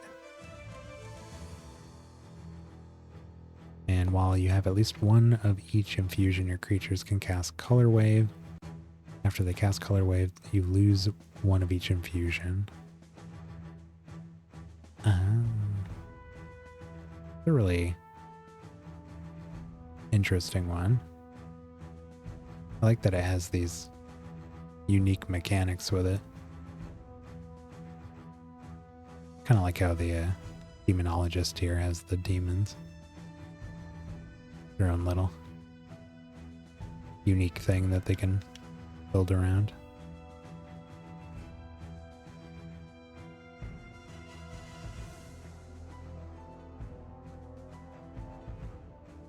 Poison.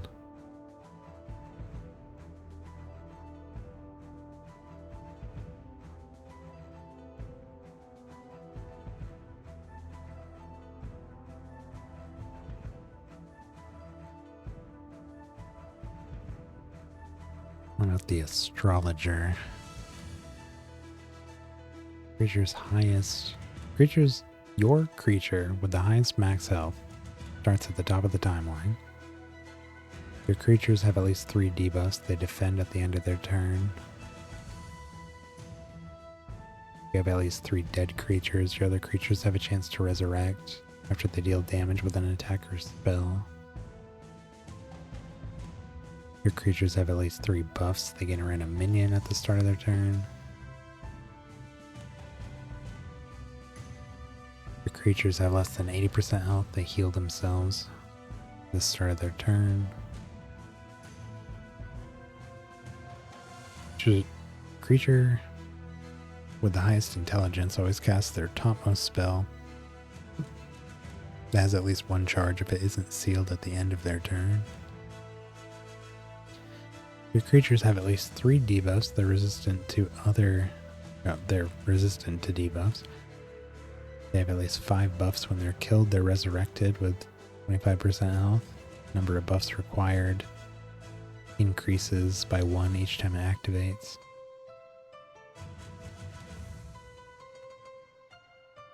Creatures with highest attack always attack at the end of their turns. Your creatures have at least 7 different minions. Their attacks instantly kill enemies in normal battles. 7 different minions. Wow. They deal 100% more in normal, non-normal battles.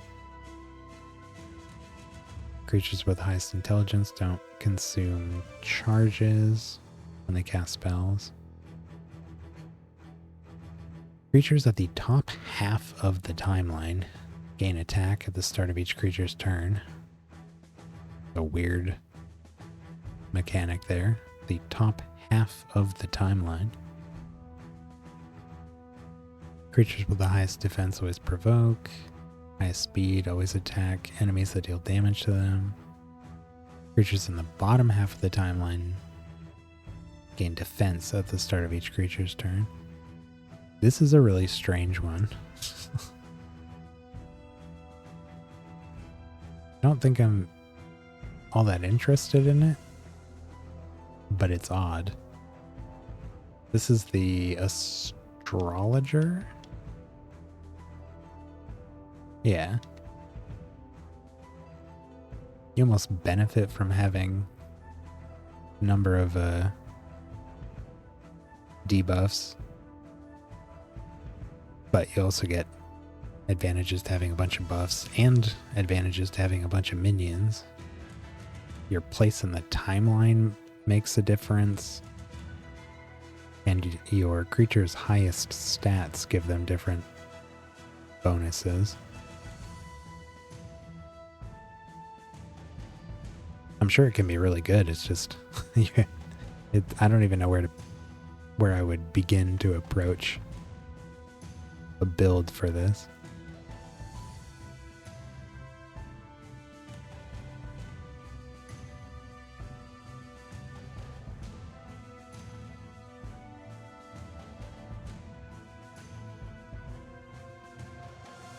Plan most of your battle strategies before combat begins.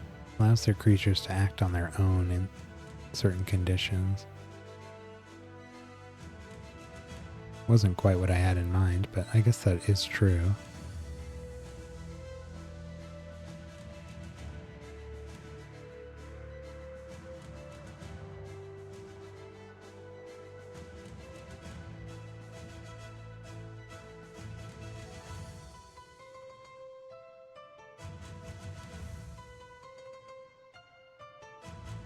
Curious about the engineer.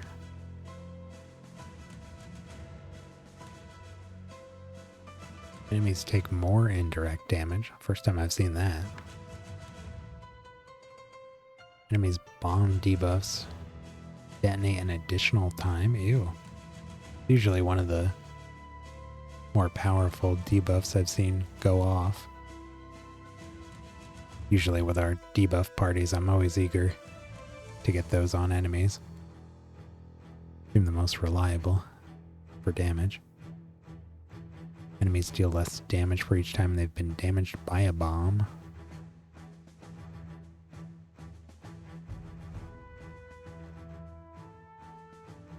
After enemies bomb debuffs detonate, one of your creatures gain a stack of microbots. It's fun. At the end of this minion's master's turn, each microbot deals damage to a random enemy equal to 50% of its intelligence. Max of 9 stacks. Okay.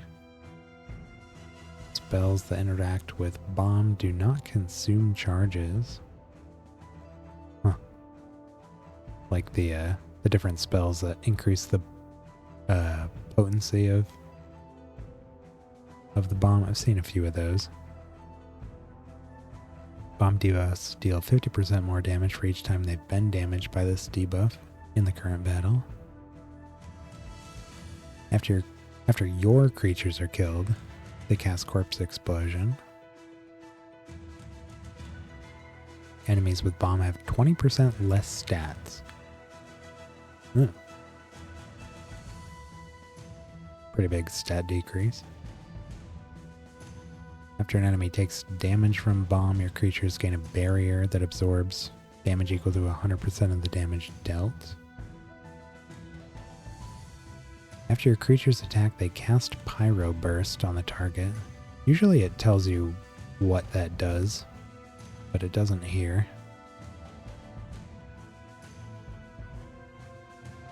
I wonder if that automatically detonates a bomb debuff or something like that. At the start of your creature's turns, they have a 20% chance to cast Explosive Arrow on a random enemy.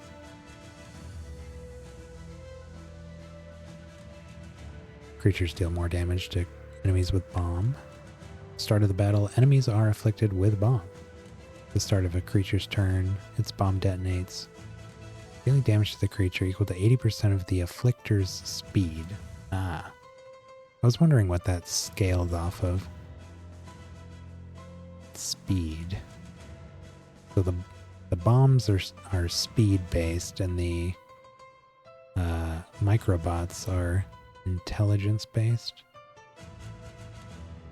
Potency of bomb debuffs are applied after the start of battle is based on your creature's highest stats instead of speed. Oh, well, never mind. I guess you don't need speed necessarily. Takes whatever is highest. And after an enemy's bomb detonates, it has a 35% chance to be afflicted with bomb again.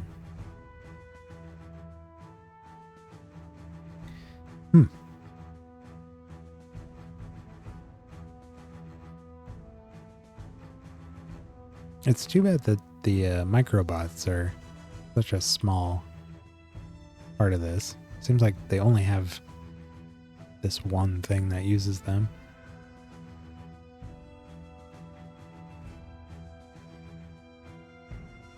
I was hoping there'd be a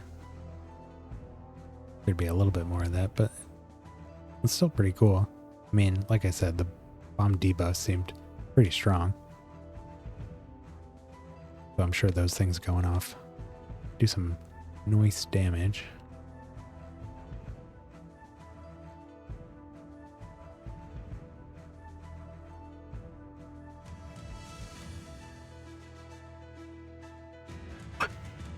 What is the deal with this guy and his Herbling? Like the animator in some way where you're kind of building around a single dude.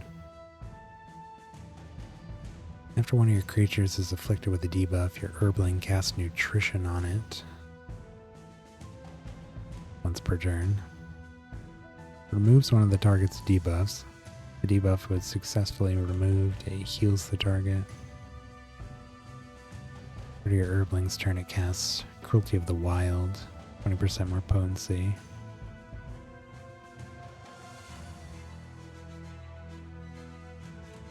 For each of his tiers. Enemies are afflicted with Blighted, and if they have it already, they heal. Ew. Creature's Herbling attacks. Your Herbling attacks one additional time for each tier it has. Start of his turn, he gains a stat for each tier it has. That increase. If your Herbling is the first creature in your party, it provokes at the end of its turn. If it's the sixth creature in your party, it defends at the end of its turn. Another kind of weird position-based one. Herbling is resistant to debuffs, unable to be afflicted with debuffs while it's at tier 3 or higher. During his turn, he casts Wild Growth.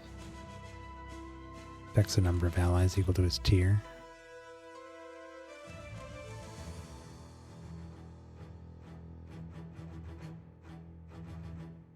Your Herbling always has an additional buff for each tier it has. Agile, Savage, Leeching, Splashing, Berserk, and Arcane. Where's the thing that increases its tier? I don't know. Or is that just part? Maybe that's its, oh. Is this it?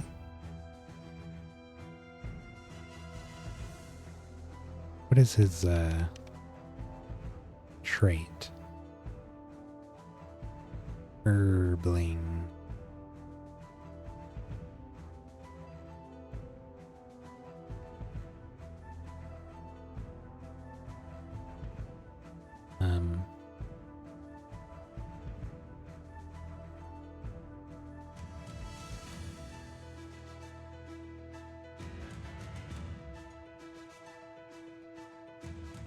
G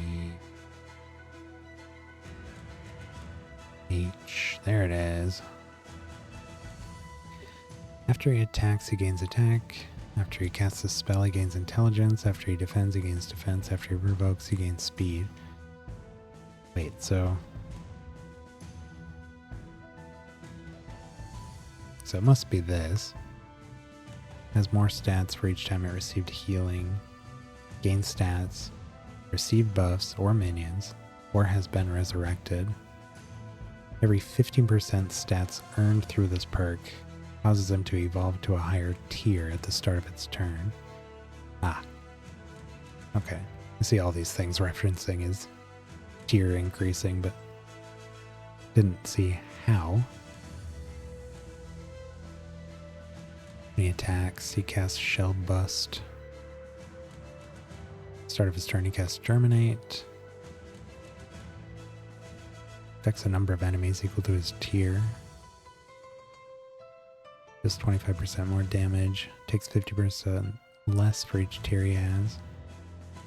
Start of his turn, enemies lose stats equal to % of his stats per tier. End of your creature's turns against a stack of spiderlings. That's one additional time for each tier he has.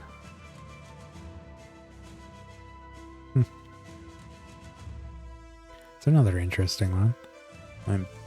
Everything here is just focused on him. I don't think there's any mention of your creatures.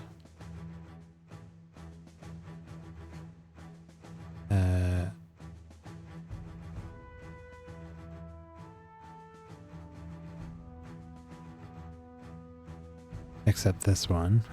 After one of your creatures is afflicted with a debuff, you cast Nutrition on it.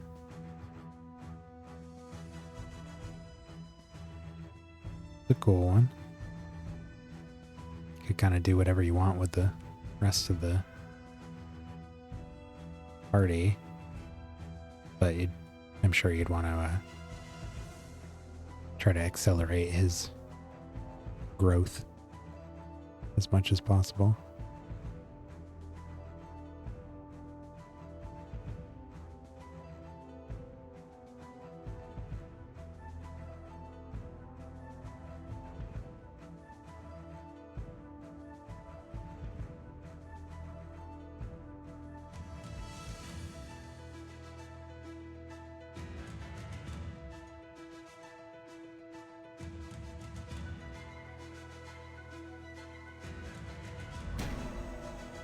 Alright, we're probably going to wrap up here. I just wanted to have a look through those specializations, get an idea of what sounded interesting, what I might want to try out.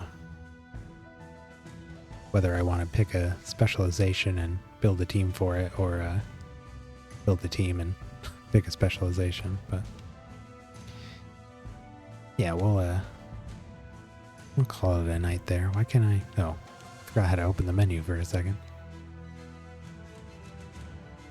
Yeah, there we go. So yeah, I don't know. I might start doing this kind of like 2 to 3-ish hour long stream of this after typical streams if I got time. Like I was saying earlier, last stream, I kind of just play this whenever, and sometimes I'll stream it and sometimes I don't. If we're doing stuff like I was just doing there, looking at menus, reading things. Probably won't stream as much of that, but so who knows? Might be back tomorrow night too. All right. Well, thanks for stopping by, guys, and I'll see you later. Bye.